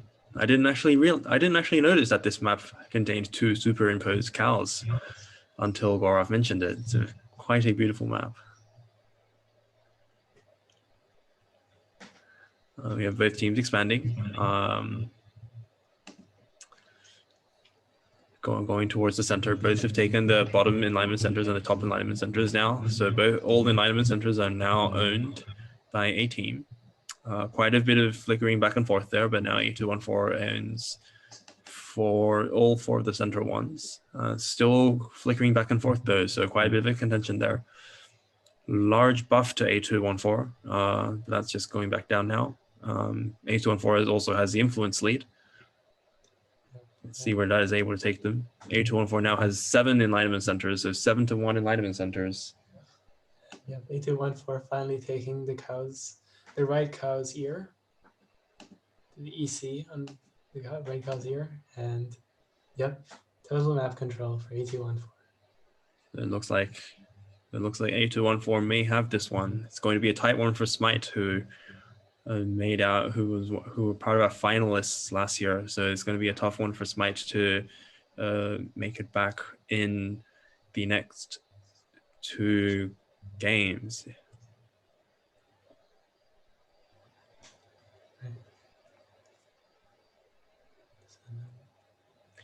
So we're now on Cal Twister again for game 4 out of 5. To the question about filling in the bracket, I believe we're filling in the brackets approximately live. There are no results for matches after these rounds, as the qualifying tournaments determine the top 12 US teams. But right now here we see that both teams are quickly expanding. A214 takes the center alignment, the alignment center on their side. Smite quick to follow. both teams expanding outwards, although A214 sending in the large politicians, presumably to try to take back control of that Enlightenment Center. Let's see if Smite is able to hold on. And A214 does take that Enlightenment Center. So it's looking like, so Smite would need to try hard to take that one back. Yeah. And Smite also needs to watch its stock of slanderers here, as A214 is sending quite a few sneaky muckrakers down the bottom.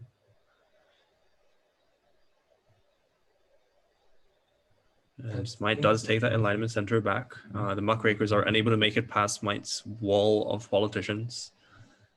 And so the game is still looking fairly even at the moment, a bit close to call. Smite with the higher vote count and the higher influence, A214 with the higher buffs and the large army of politicians advancing towards Smite's EC. Interestingly, advancing straight through the bog in the middle, the very low passability, instead of going around the outside, which is where the higher squares are.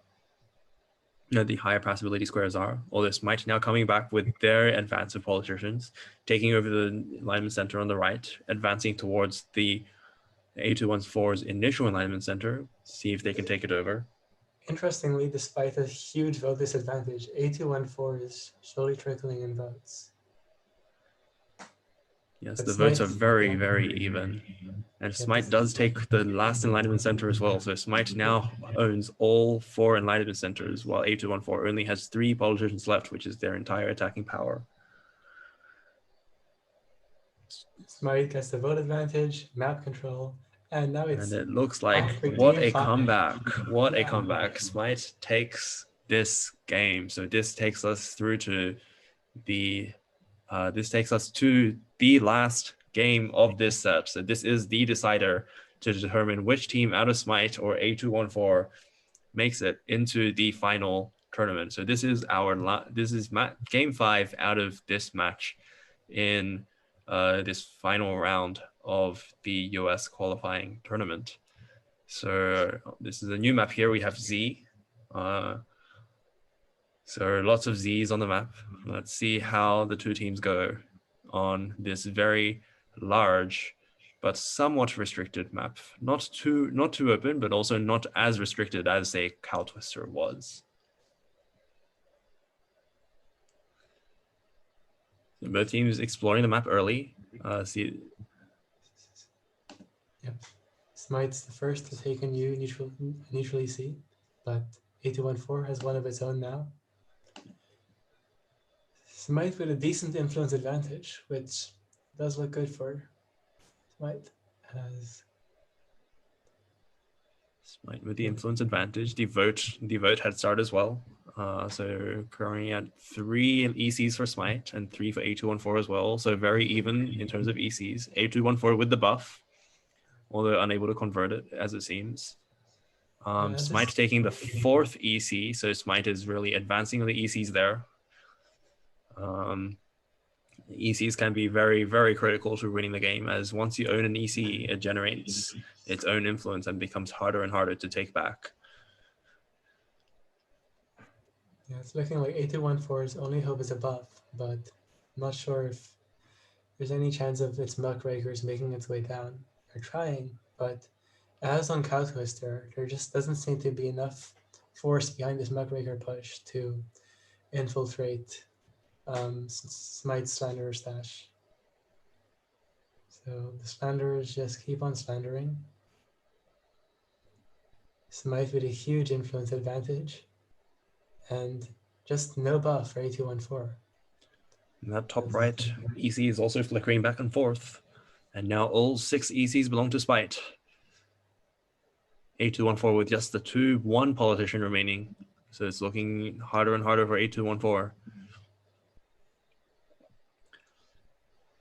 And that's quite a comeback from Smite.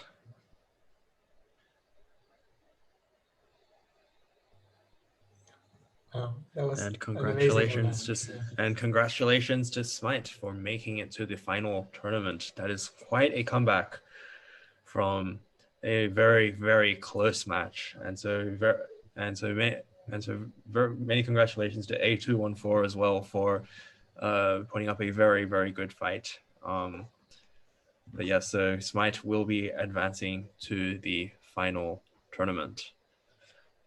So the next match we have, do we have a next match? Do we have a next? Oh, we do have a next match. This is still. We should have a next match. It should be Okay, Blue that's good. Dragon versus Waffle. All right, awesome. Cool. Both teams expanding early. Waffle with the muckraker hovering around the EC before a larger politician comes to take it. Seems to be an interesting strategy to have the muckraker sort of hover around the EC, almost as if signaling that there's an EC there to take before a larger politician goes there to take it. Currently 4 ECs to Waffle, 2 to Blue Dragon, but still 2 unclaimed on the map. So still quite a bit to go. Very, very even on the votes. Blue Dragon with a slight advantage, although Waffle with the influence advantage there. Lots of muckrakers on the map, not much attacking power.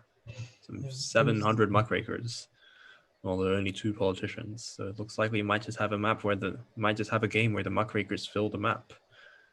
Presume it would be hard for either team to create slanders because you don't want to create them to immediately get exposed by a muckraker.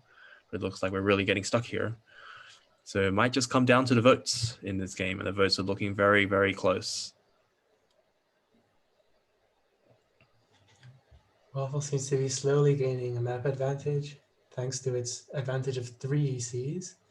So you'd have to think that with a reasonable betting strategy, it should go over the threshold, but things are looking pretty close. Yeah, it's actually even though you have more ECs, your influence is not shared, and so you have separate influence for each unit, and so it's hard to. So unless you use a politician to transfer that influence across, it might still be hard to convert the extra ECs into extra votes. Although it does seem that Waffle is able to do it. They do have all of the ECs, using just a couple of politicians to take them over. And so it looks like Waffle has passed the voting threshold. The map is filled with muckrakers, and so Waffle does take this game. Right, now onto this amazing map. So influence fairly even at the moment, but Waffle seems to be the first team to discover those ECs in the center. Waffle does seem to have the very good pathing, avoiding the low pass ability squares quite well, going straight through the map, through the maze into the center. Blue Dragon seems to be stuck on the low pass ability squares. I mean, so Blue Dragon seems to have been mostly just chilling and creating slanderers, which has helped it so far gain influence advantage. But as we see from that huge number on the left, those slanderers have been found, and Waffle is slowly gaining an advantage powered by a buff and its total control of the center.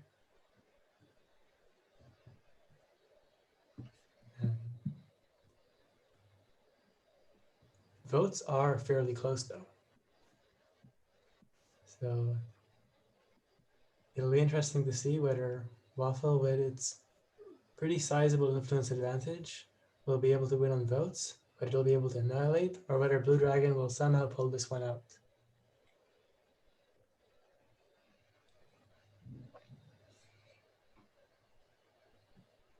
So Blue Dragon's still slowly progressing towards 750, but now Waffle's bidding algorithm seems to kick in, and with bids of far outsizing those of Blue Dragon's, Waffle seems to be slowly gaining votes and will pass Blue Dragon any moment. And yeah, turning back to the map, we see some really beefy politicians of Waffles roaming the map, and this might also be an annihilation. Or possibly not, as the muckrakers.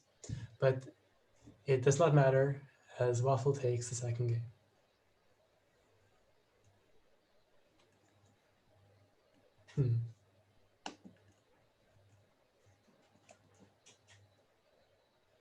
On to superposition.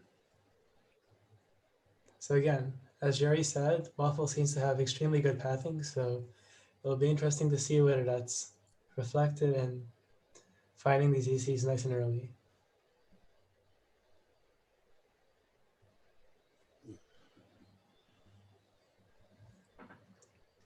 So Blue Dragon seems to have been the first team to find an EC, but Waffle now takes both of the ECs on this platform for the cows. Also has control of both of the center ECs. Blue Dragon with an influence advantage. Both teams with huge buffs, as both teams are fairly liberal with the slanderers, but it seems like Waffle's buffs is the one that's reigns supreme, and Waffle seems to have the advantage in influence now as well. And with both map control and influence, just as last game, we should expect Waffle to slowly gain the requisite votes. And Waffle takes the game with a huge excess of votes. Waffle wins 3-0, and correct me if I'm wrong, that's our final match of the US tourney for now. We have one more. Oh, that's great. So We now got we one have... more. Yes. All right. Yes, so so this Mafia versus is the final match of the US qualifying tournament. So one last spot out of the 12 US teams between Bytecode Mafia and Coast. So here we go.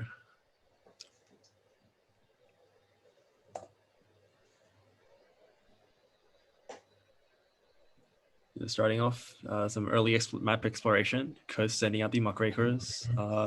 Bytecode Mafia's muckrakers going directly towards Coast and getting directly empowered on by Coast's politicians. Coast does take the early EC. Quite a few ECs up there, whereas Bytecode Mafia just seems to be pumping out a number of slanderers. Still looking fairly even at the moment. Coast with a slight vote advantage. Coast does seem to be doing some, both teams are doing some dynamic bidding. Although it does look like Bytecode Mafia does now have the EC advantage with 4 ECs over Coast's 1. Quite likely due to their large buff, which they're able to use to create a lot of influence with.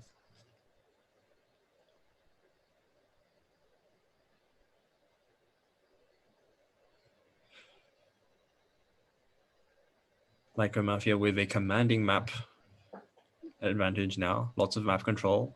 Coast has no more ECs left, just 1 politician. So it looks like Bytecode Mafia has really dominated this game now. So let's move on to game 2, onto the maze. Let's see how their pathfinding is. Both teams going directly into the center, finding the neutral alignment centers.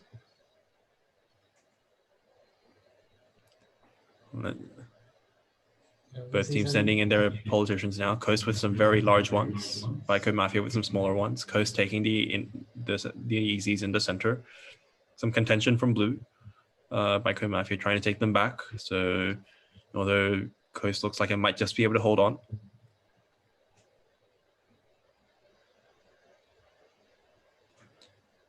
Coast now with a huge buff as well. And yeah, it looks like these sorts of stages, the conclusion is fairly inevitable. Or is it?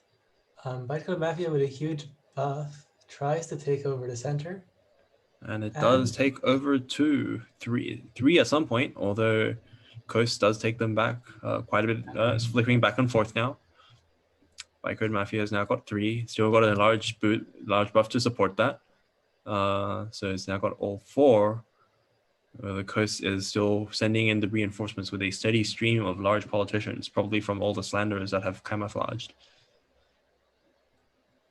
All the muckrakers filling in the center, making Bytecode Mafia's ECs immobile. It's a very, very clogged center of the map. Very hard to do anything in there.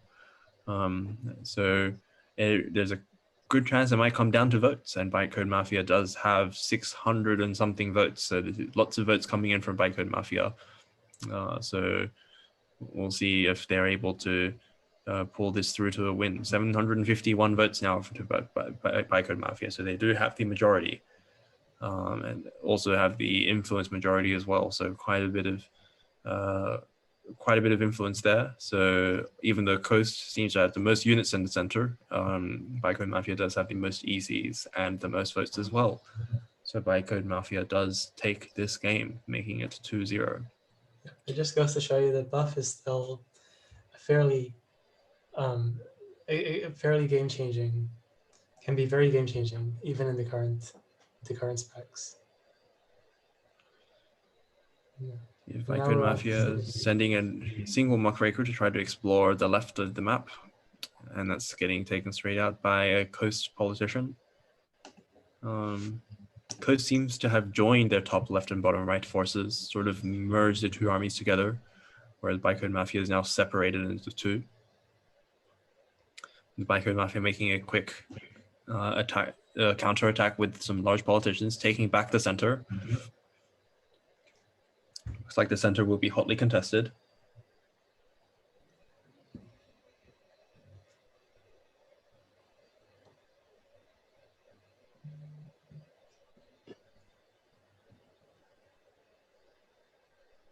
And it looks like Bytecode Mafia has taken most of the map now. And it looks like this might make it. They do have the 751, and Bytecode Mafia does take the third match. So congratulations to Bytecode Mafia for making the final tournament. And so I think that is the 12 US teams that have made the final tournament from the US qualifying tournament.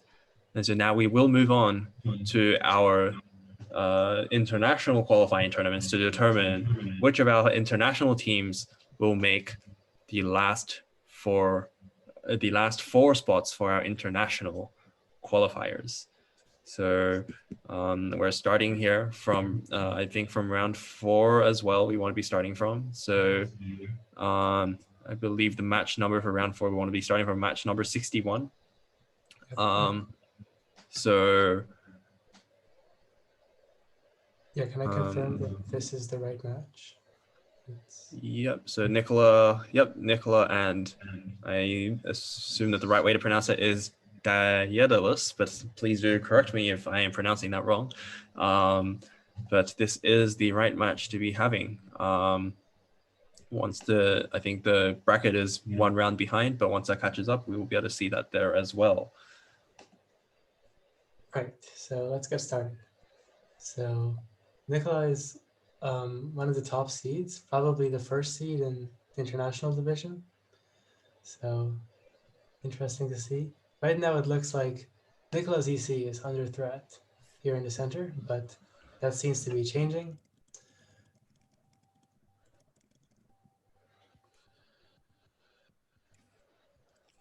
Now, Daedalus comes in with a huge swarm of muckrakers from the outside ECs that it's captured.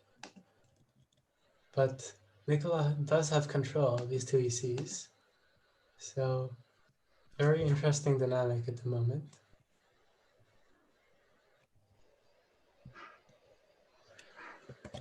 So, it seems like I've forgotten the correct pronunciation of the blue team, but it seems like Daedalus was totally unfazed by the center EC placement and managed to take over the surrounding ECs fairly easily. And for that reason, Daedalus does seem to have pretty strong map control at the moment. Nicola with an influence advantage though, and a vote advantage, which is very interesting given how much blue we see in the map. And it's unclear to me who's going to win now. I'm not going to make any more predictions. And Nicola certainly has a vote advantage, but not so much anymore. Yeah, it does look like Nicola is still ahead on votes at the moment, although Daedalus is not coming back up with their politicians. And so even though the blue team has a large number of units, Nicola does go ahead and win by votes. Yeah, that was super interesting. I don't know how Nicola maintained that lead in influence. And now this, we have a new map here that we haven't yet seen. So this map is extensions. So it's going to be an interesting new map we have here.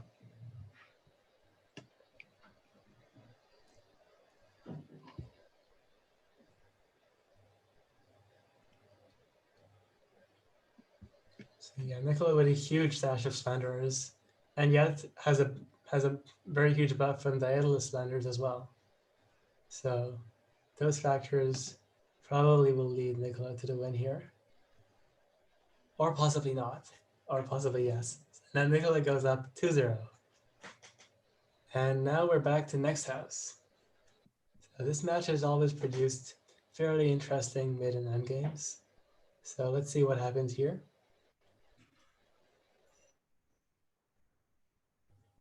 So Daedalus with some fairly, you'd have to say, exposed slanders. And oh wait, no, sorry, I've got the teams mixed up. Nicola now has control of both ECs and slanderers. Sorry.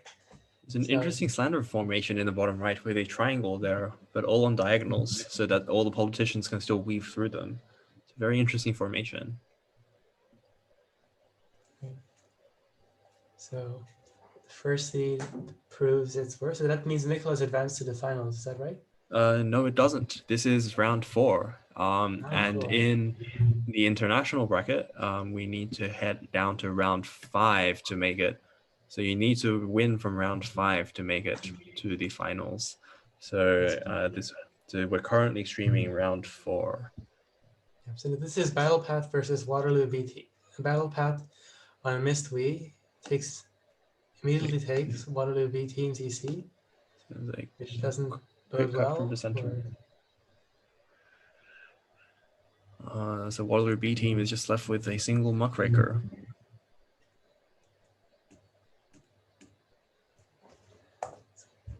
And Battle Path takes that game. Onto extensions.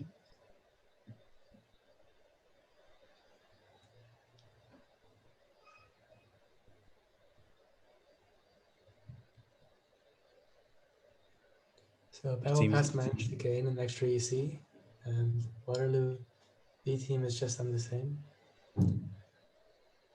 Just notice that the extensions map is a number of file extensions. We have the top left there, we have the .py for Python, we have .cpp and .png, and for whichever of you out there are using Windows, you may be more familiar with the .exe format, although presumably for everybody's sanity, we see this a bit less often these days.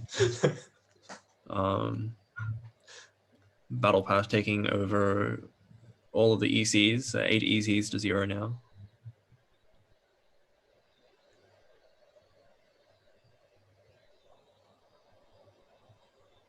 And we have commanding map domination from Battle Path, with just a couple of politicians left from Waterloo. And so Battle Path takes this through to 2-0. And now we're on to next house. A lot of map exploration with their muckrakers, both maintaining a cloud of slanders near themselves. It's an interesting formation of politicians from Waterloo B team. It looks a bit sort of like a lattice, or like sort of a sparse cloud of politicians sort of hovering around over there. On the other hand, Battle Path going for a similar sort of lattice, although the unit seems to be more static, so not floating around as much, sort of just sitting in place. Waterloo B team with producing some very large politicians, probably from their slanderous camouflaging, so getting a larger number of politicians coming out there. Neither team appears to be very aggressive though, sort of all just staking their claims to territory with their politicians there. So not too much aggression by the looks of it. So very, very close voting, some very close influence as well. And Waterloo B team wins with 750 votes. So if Battle Path had gotten that to 750 as well, it would have been down to the tiebreakers. But Waterloo B team does win with the 750 there. So we're on 1-2 now, and we're on to the next map, which is Z.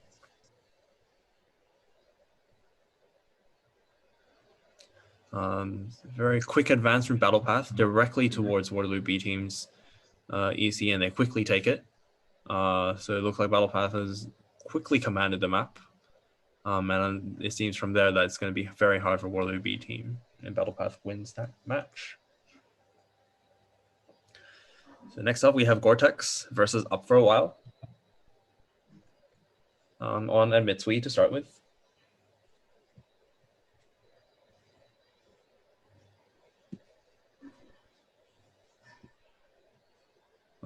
So it looks like lots of muckrakers coming out from the center.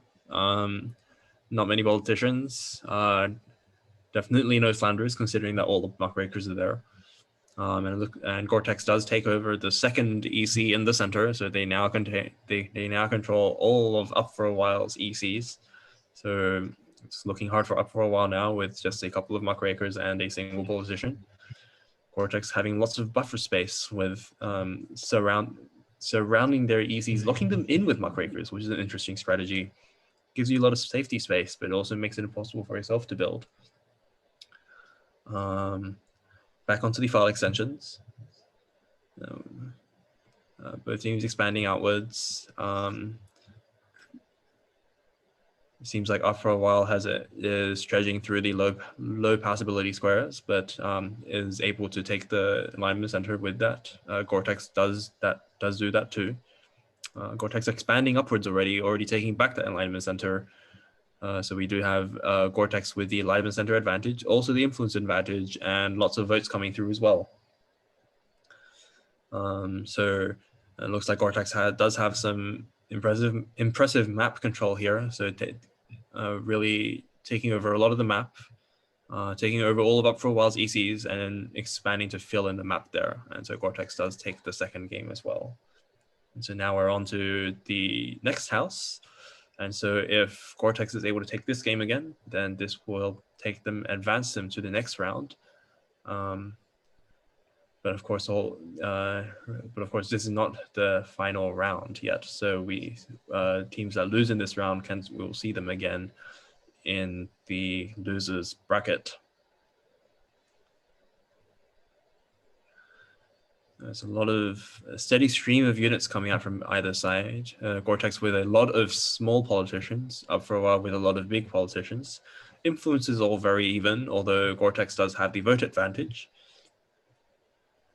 Gore-Tex slowly gaining their influence there, getting very much expanding. Large number of slanderers. Up for a While, not as large. They're still holding on very strongly. Gore-Tex sort of sparsely filling in the map with their large politicians, sort of a cloud of politicians that hovers around the entire map. A very, very close cloud of slanderers near the center. Gore-Tex takes over the other EC and then takes over all of the units on the map, and Gore-Tex advances to the next round. And next we have Confused versus Anti-Vax Kids. It's an interesting selection for a team name.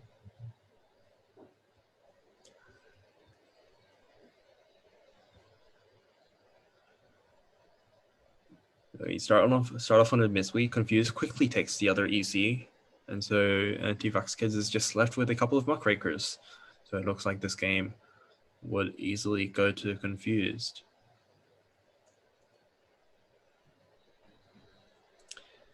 Onto our file extensions.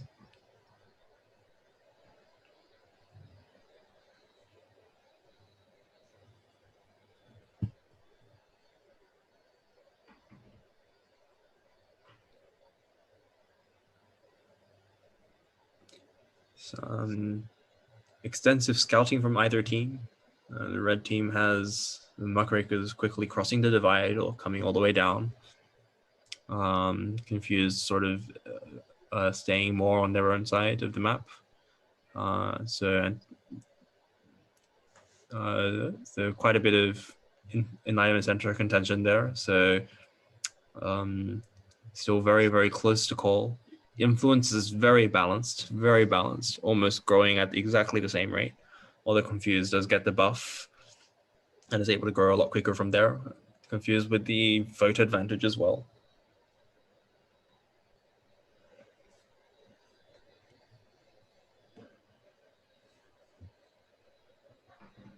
And it looks like, so it's interesting how Confused has the vote advantage, or the anti-vax team had, they had the EC advantage at some point, although it looks like that's getting contested as well now.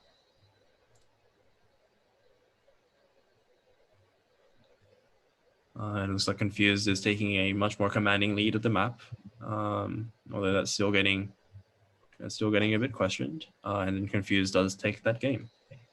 So we're on to our third game here in the winners bracket of round 4.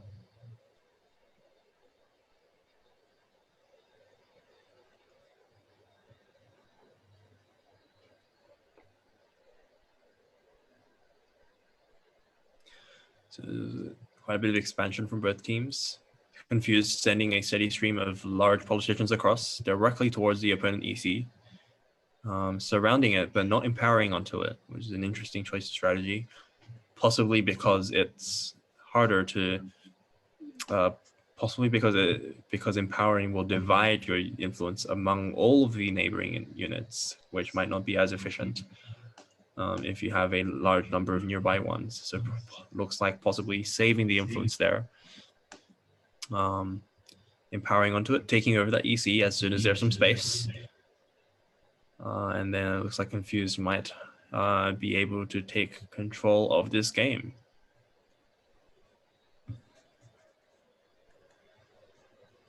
Steady stream of Slanderers coming out. It's an entire diagonal of them. It looks like this game is going to Confused. So Confused advances to the next round.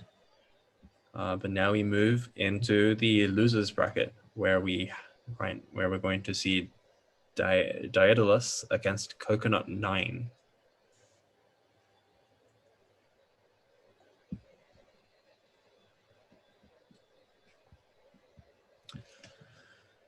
Starting out on next house.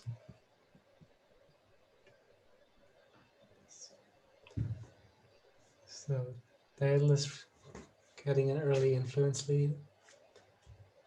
So Coconut 9 has an interesting slander replacement. They're sort of spread out around.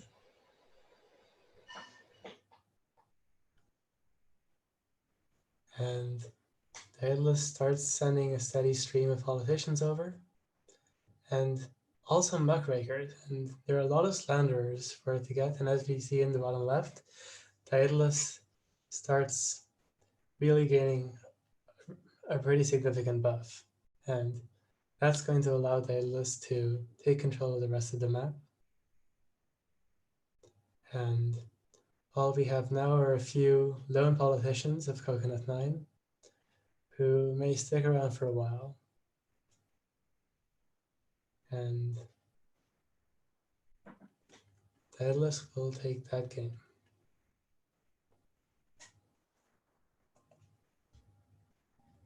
Now on to Cow Twister.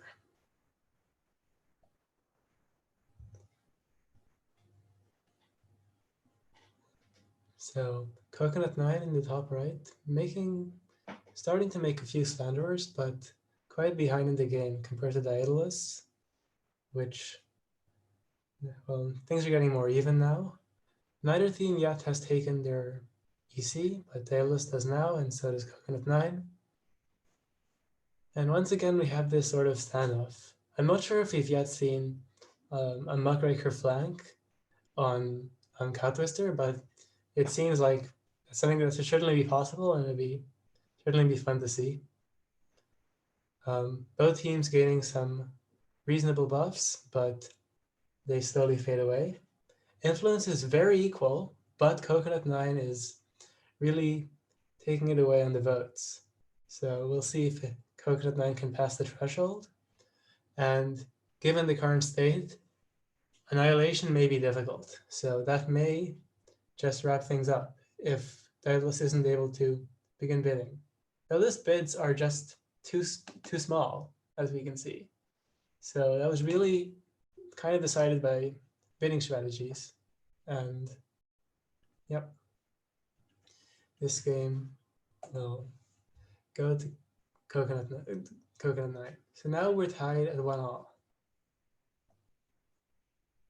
Oh, is this? This is a map from early in the US tourney. So again, a very open map. So Daedalus has still made a lot of slanderers. So we'll see if those slanderers can remain safe. Daedalus takes an EC. Coconut 9 actually fails to capture this EC, and Daedalus now has 6-0 control of the ECs. So Daedalus's extra slanderer certainly paid off, as Daedalus now has total map control, gaining votes, and that's game.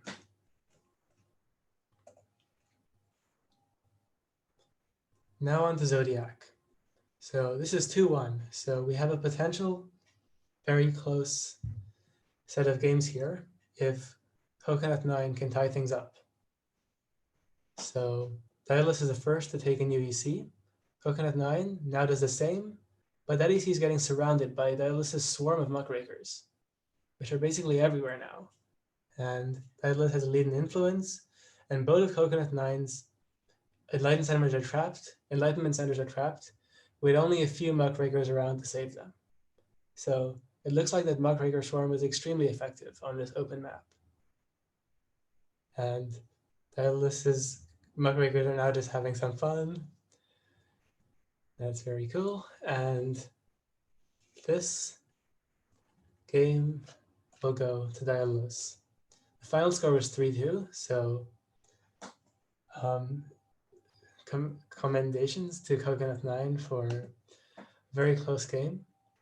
And now we're on to Waterloo B team versus Principia. So this is in the loser bracket, I believe, and we'll see who takes this one. So we're on next house, where again we've seen really similar games from all sorts of bots, with this sort of just relying on your build order to make whatever formation you want in your corner, and then starting to send over your politicians. So here it's Waterloo B team that does so first, with some politicians coming over. Oh, look, Principia has a really interesting strategy, this ring of politicians around its EC, but it's not enough to save it, as it turns to Waterloo B team's hand, and it looks like this game is under the control of Waterloo B team, as Principia has a few politicians hanging out here, but they're slowly dwindling, and this game will go to Waterloo B team. Right, now into Cow Twister. So Principia sending out again these small politicians, which we can probably expect to be forming a cool ring in the coming turns. Waterloo B team with influence advantage with its swarm of slanderers. Both teams are receiving similar income per turn at the moment. Waterloo B team has taken this EC, but Principia has been fairly slow. It's finally got it and is slowly growing it. But no, Waterloo B team comes in and invades, and now this EC is switching hands between the two teams. Meanwhile, votes are very even, but Waterloo B team has a significant advantage in influence, and as we can see on the left here, in map control as well. So Waterloo B team might start sweeping towards the right, and it seems like that influence advantage in map control will take Waterloo B team to another victory.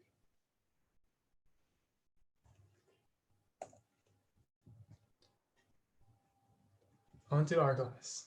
So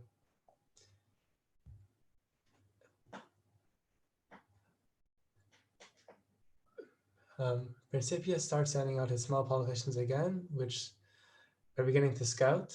Interestingly, a slanderer is walking all the way to the opposite corner, but it gets exposed. That's sad.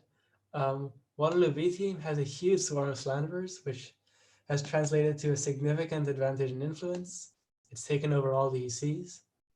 So it seems like Principia's strategy just didn't match up well to Waterloo B team's production of slanderers. You still have this politician lattice going on here, but it does not help much as Waterloo B team takes the match. Now we have Up for a While versus Camel Case on next house.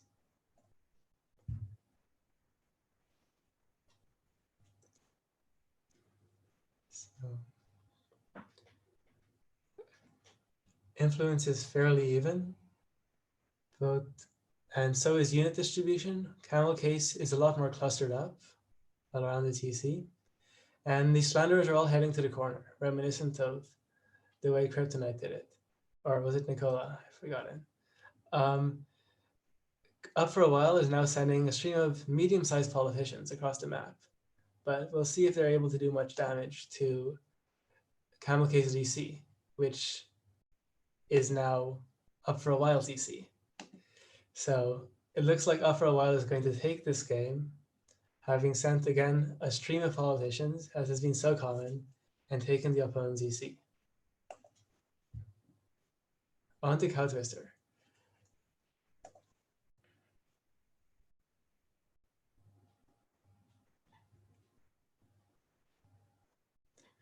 So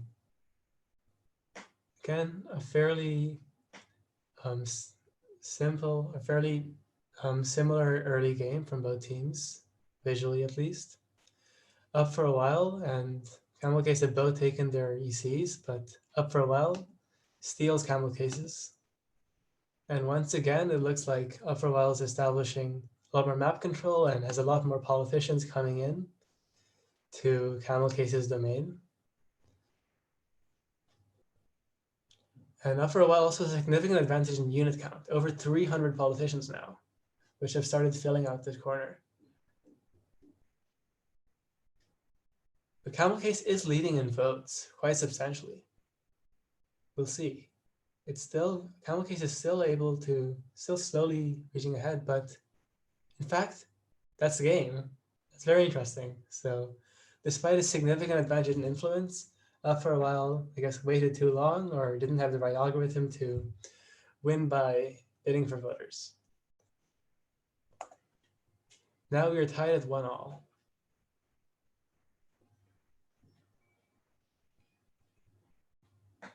So Up for a While takes Camel Case's original EC. And Camel Case now has no ECs to fall back on.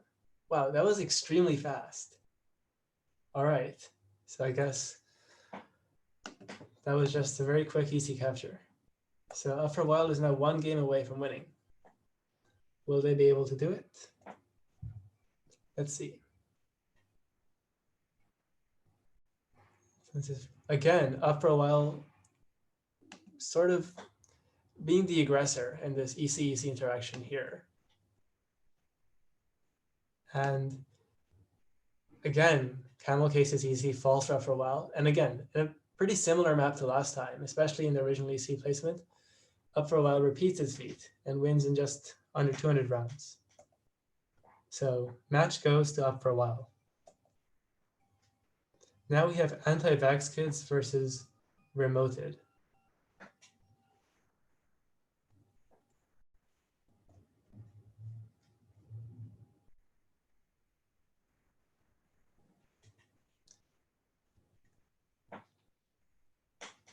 So Anti-Vax Kids Muckrakers are heading to Scout.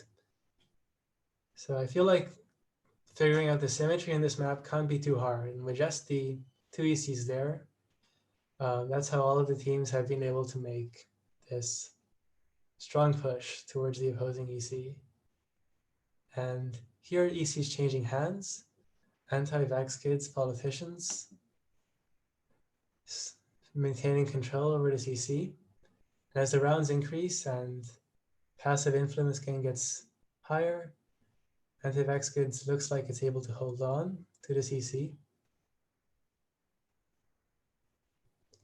And it looks like this will be another game to Anti-Vax Kids.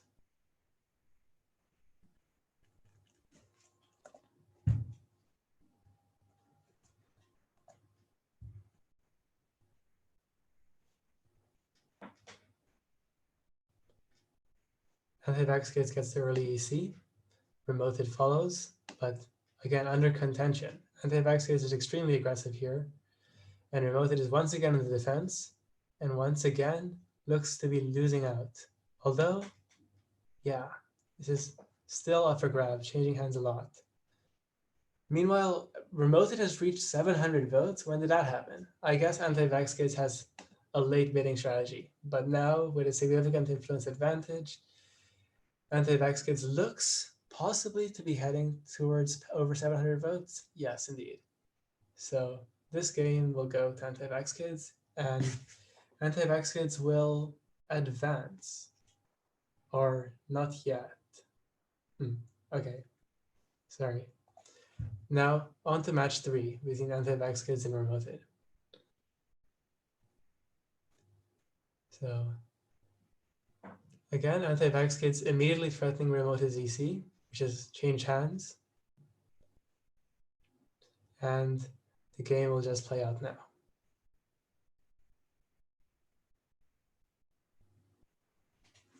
So, match to Anti-Vax Kids. Now we have Daedalus versus Waterloo B team. Jerry, so which part of the tournament are we in now? So now we are in round 4, losers round B. So this is we're still in the losers bracket, and so we will have 4 teams come out of this one, and then there will be round 5 losers A, which determines the 2 losers bracket teams that make it into the final tournament.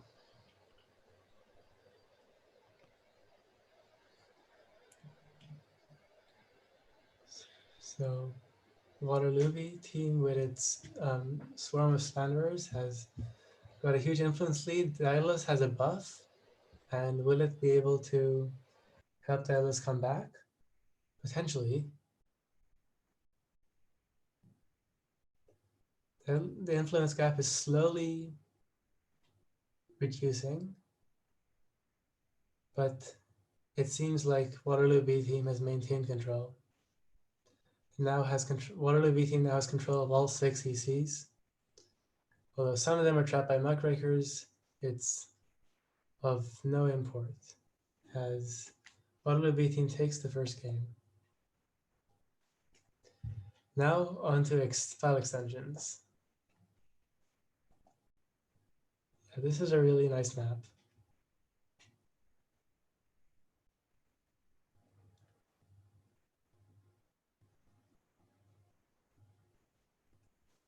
So influence is dead even at the moment.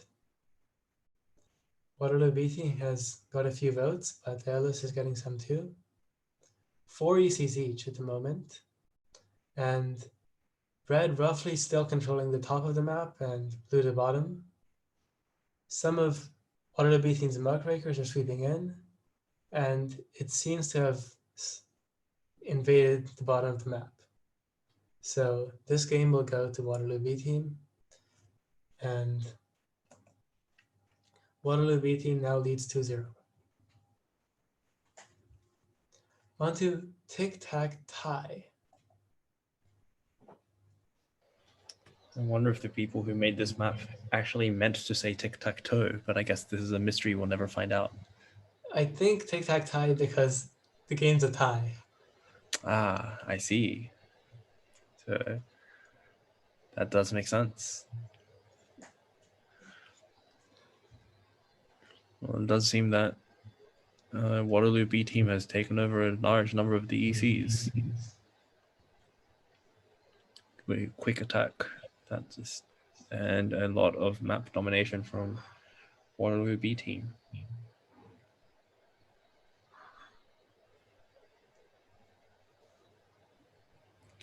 The Ellis with just their 4 politicians remaining.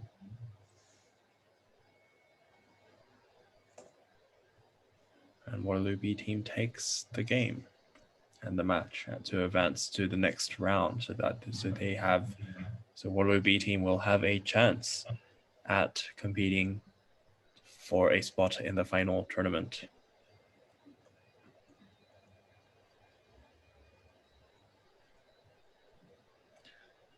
We have Up for a While versus Anti-Vax Kids. Looks like Up for a While doing a lot of map exploration, discovering all of the alignment centers. Although Anti-Vax Kids goes directly and takes the left one.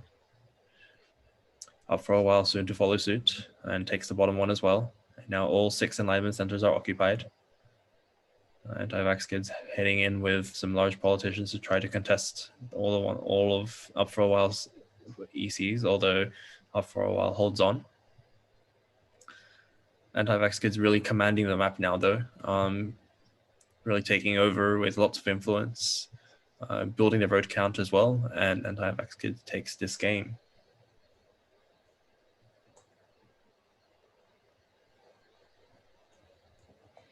File extensions.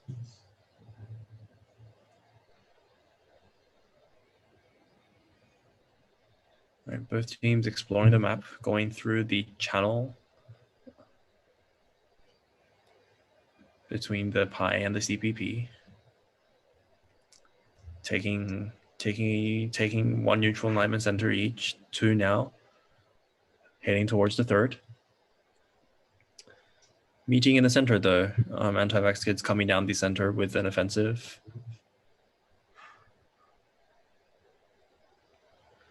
And it looks like, so all the ECs are now occupied. Although Up for a While seems to have a big presence in the bottom right.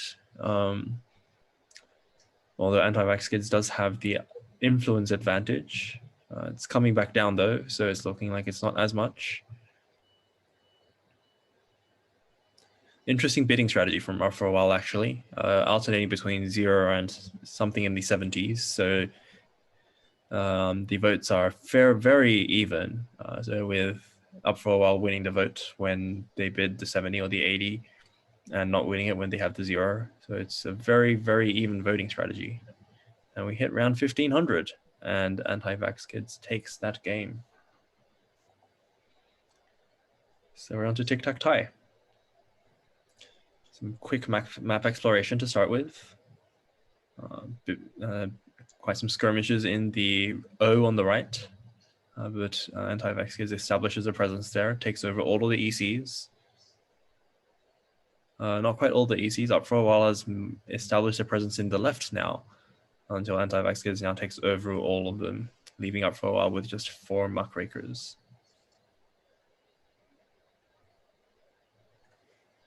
And so Anti-Vax Kids takes this match 3-0.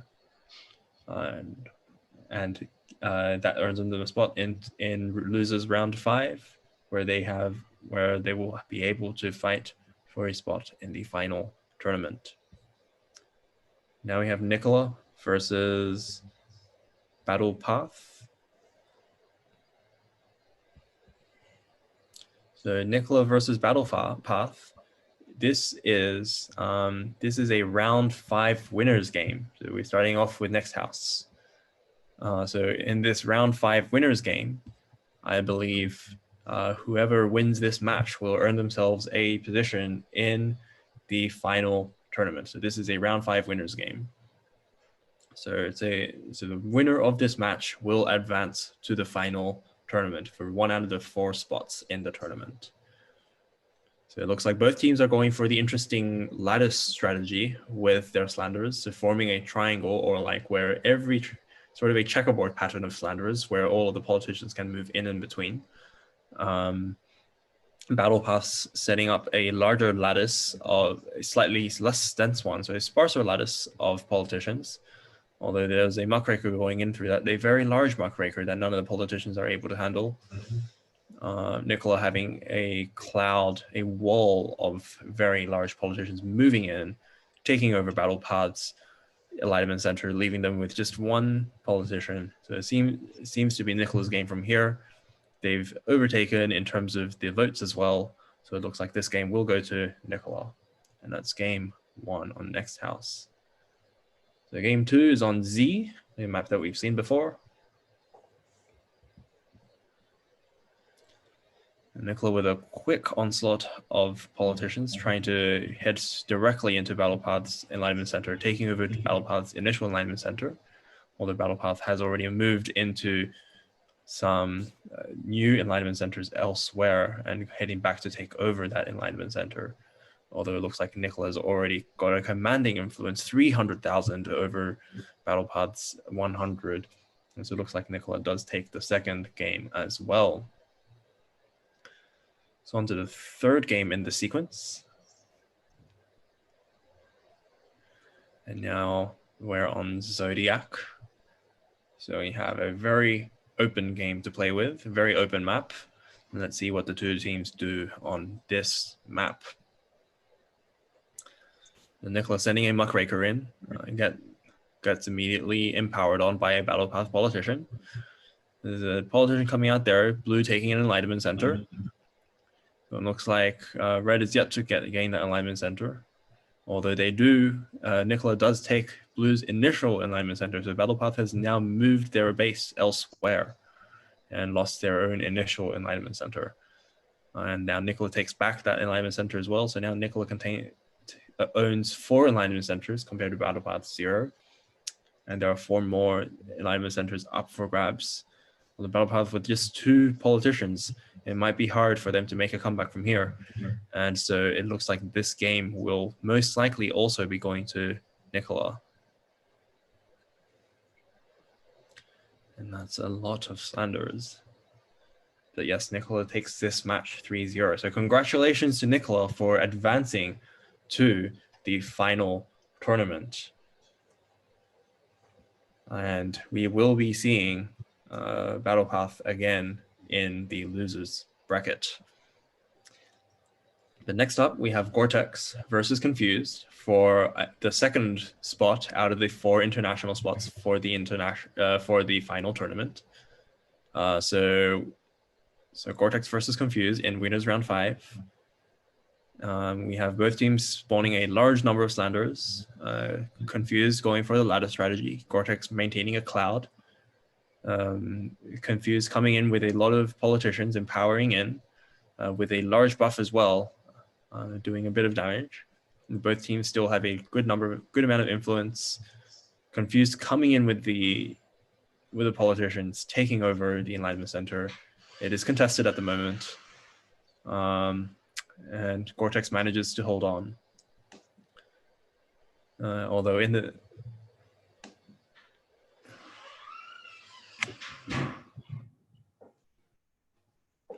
it looks like Confused has taken the enlightenment center now, so Confused is able to pump out a large number of votes.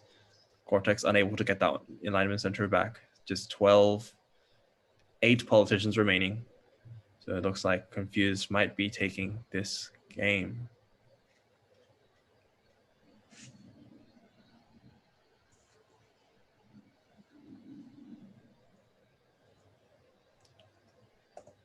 And Confused takes game 1 in this set. And now we're on to the second map, which is Z. We have Gore-Tex heading straight down with a muckraker. A lot of slanders from both teams and some muckrakers to explore the map. Gore-Tex expands, takes a second enlightenment center, third enlightenment center. So now Gore-Tex has found all 3 enlightenment centers on their side of the map. Confused with the 2 on their own side, but sealing one of Gore-Tex's. So now we have 3 each. A bit of a swap of position there. Confused with a huge buff for a moment.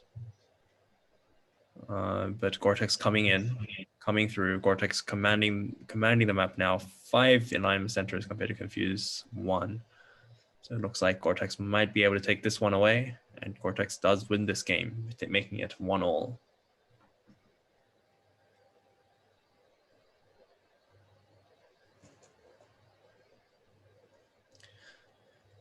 On to the third game, which is Zodiac.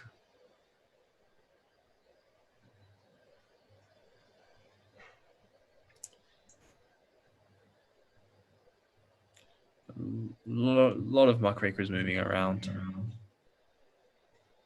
Still very even. Some buffs coming into both teams with their slanders getting exposed.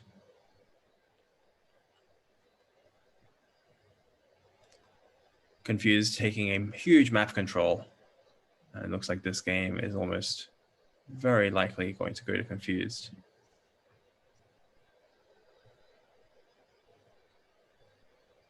Oh my goodness, that is a lot of large units. It's very impressive amount of units, but Confused does win that game. So now we're on 2-1, and we're on a new map, which is Battlecode. Not Battlecode 2, but Battlecode, the original Battlecode map. And we have, and it does look like the inverse of the Battlecode 2 map, actually. But we have both teams maintaining their own bases on either side of the map. Confused with this, confused with slight advantage for a moment, but now it's 4-all. It looks like Gore-Tex has the larger influence at the moment, though.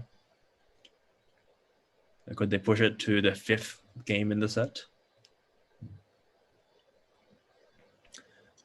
Gore-Tex with the vote advantage as well. Game is aside from the vote advantage, it looks very even. So if Gore-Tex can hold on, it will go ahead to the 5th game tiebreaker.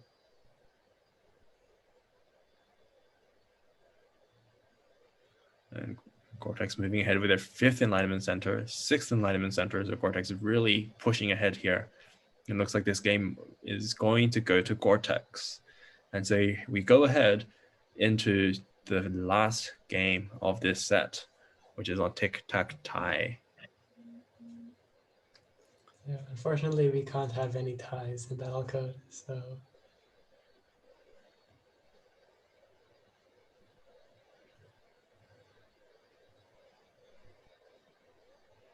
So we have both teams exploring the map, Gore-Tex going northwards with some muckrakers discovering the Confused base.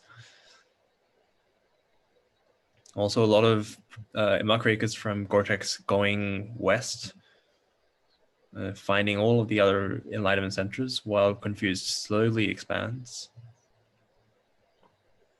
This is looking very even at the moment. It's very difficult to call where this is going to go. Gore-Tex with the vote advantage, Confused with the influence advantage. Both teams almost even on Enlightenment centers. Very close to call. Confused coming down with the politicians taking over that Enlightenment center. It looks like Confused now may have the map control. Yeah, Confused has 6 ECs, 7 ECs now, 6 ECs again to Gore-Tex 2. So now it's just a matter of whether they can finish this game or whether Gore-Tex will prevail with their higher vote count at the moment. It's a huge buff for Confused at the moment right now, though. So we'll have to see what happens with that. 200,000 influence for Confused. But still a tad behind on the votes. Will they catch up on the votes in time? And it does look like they have surpassed Gore-Tex in the vote count. So it looks like Confused may be unstoppable from here. And so we think that so quite likely Confused will prevail in this game and become one of our finalists in the final tournament. And so congratulations for Confused for advancing to the final tournament. A very close match. And so finally we are now in the round 5 losers bracket. And so we have 2 matches here, and these will also be our last 2 finalists who've qualified from the international qualifiers. So we have so in this game we have Battlepath versus Anti-Vax Kids. So we're competing for one of the final 2 places remaining in the final tournament. So Battlepath advancing westwards, contesting that Enlightenment Center in the middle there. Lots of muckrakers coming down, although not so many slanderers to be found. Really, although lots of politicians too coming through. Lots of politicians, large politicians too. It's a very large EC they have there, although the politicians, Anti-Vax Kids politicians do empower and take that EC back. Looking very close to call right now, although Battlepath does have the vote advantage, 670 votes, 751 to win. So looking very even right now, aside from that, so very hard to call.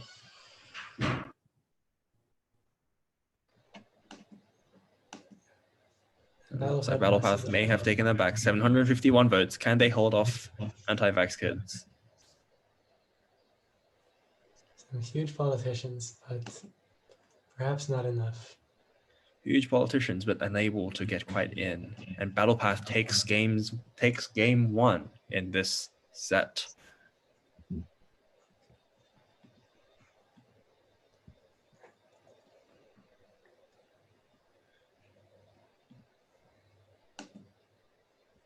Now we're on to game two, which is superposition.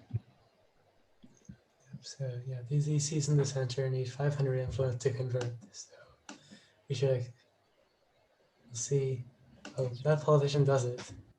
So meanwhile, Battlepad has both ECs in the bottom. So looks like Anti-Vax Kit has not been able to improve upon its one original EC. So Battlepad now has near complete map control.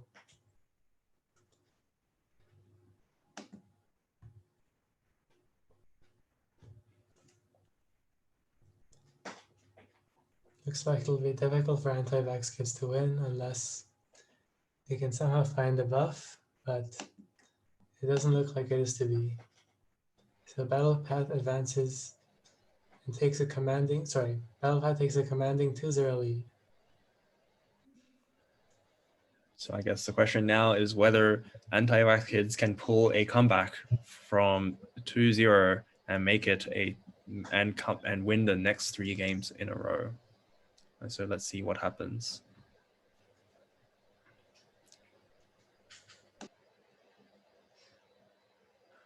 All right, so both teams expanding outwards, exploring this map, Battlecode 2.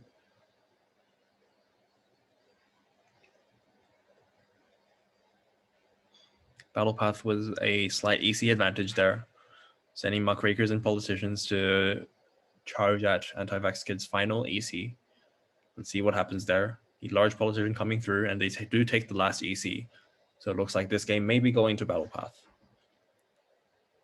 They do have the influence advantage and the vote advantage, and they do expand and take this game. So congratulations to Battle Path for advancing to the final tournament. And in our final game today, we have Gore-Tex versus Waterloo B team competing for the final position in our final tournament, which will be held this weekend. So starting out on Cal Twister, we have both teams pumping out a large number of slanderers. I think Gore-Tex with a slightly larger number of slanderers than Waterloo B team. 15,000 influence in slanderers. Gore-Tex going through, taking the red EC in the center. Waterloo doing similar.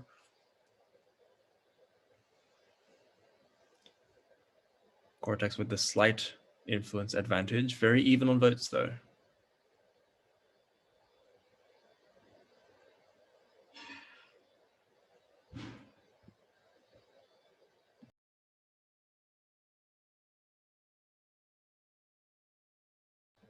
Gradually expanding outward.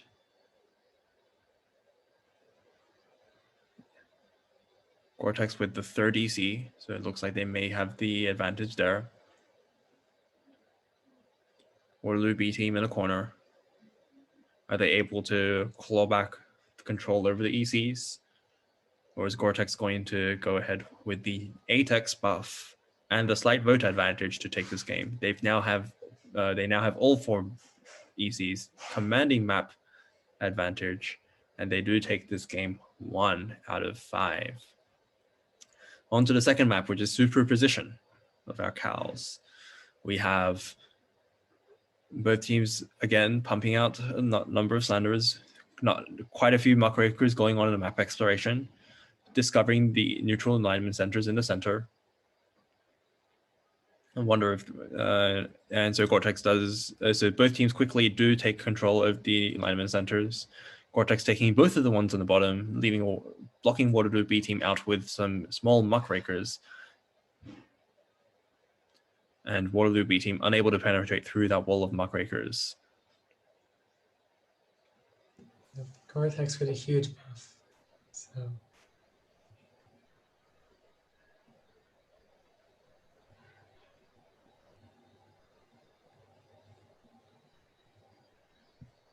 looks like Waterloo team won't be able to hold on for much longer, and Gore-Tex is just one game away from the finals.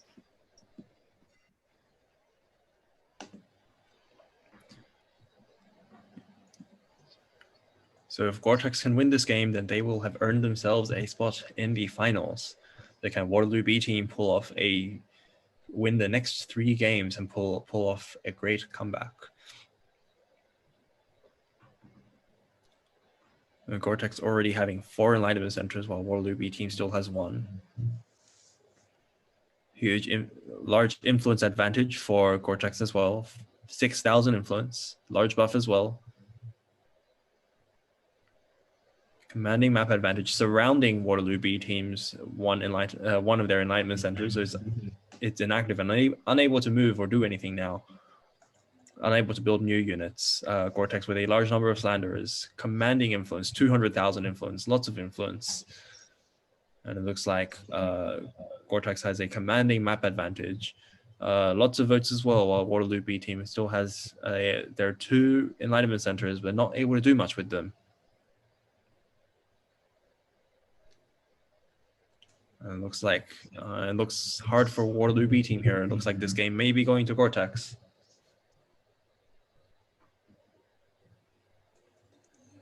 Yep, despite a huge buff. 15x buff, but no politicians to use it with. And it looks like this game is going to go to Gore-Tex. And so from here, yeah, the votes are still not as far apart as they should be. But yeah, it looks like this may be the deciding match.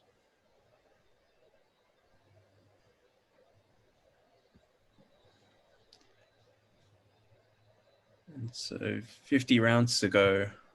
And whoa, what happened there? It looks like Gore-Tex. It looks like Gore-Tex suddenly empowers all of their politicians. And in doing so, but even in doing so, still takes the match. And so congratulations to Gore-Tex for taking the final spot in the final tournament. And congratulations to Waterloo B team for putting up a very good fight as well. And so these are all of our matches for the Battlecode qualifying tournaments. So we have now filled in all 16 spots for our final tournament. And the final tournament will be held this Saturday at 7 p.m. Eastern time. And we'll be live streamed using Twitch as well. So looking forward to seeing all of you here as well. And once again, congratulations to all of our finalists. We will be reaching out to you soon with some more details on everything that will be happening from here. But once again, massive congratulations to everyone. And so we will be reopening submissions and scrimmages again soon. So if you would like to continue experimenting with the game and playing friendly matches with each other, you'll be able to continue doing that. And in the meantime, we are looking forward to seeing you all there at the final tournament. So thank you everyone once again. Thank you Gaurav for coming along and commentating together.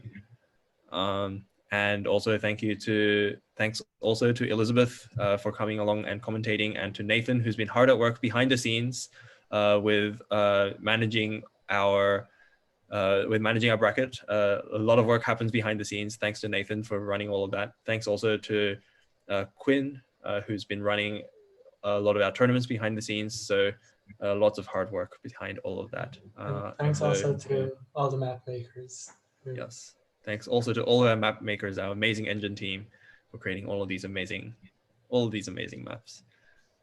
But yes, so thanks to everyone for coming along, and we look forward to seeing you all on our final tournament this weekend. All right, so thank you, and we'll see you all there.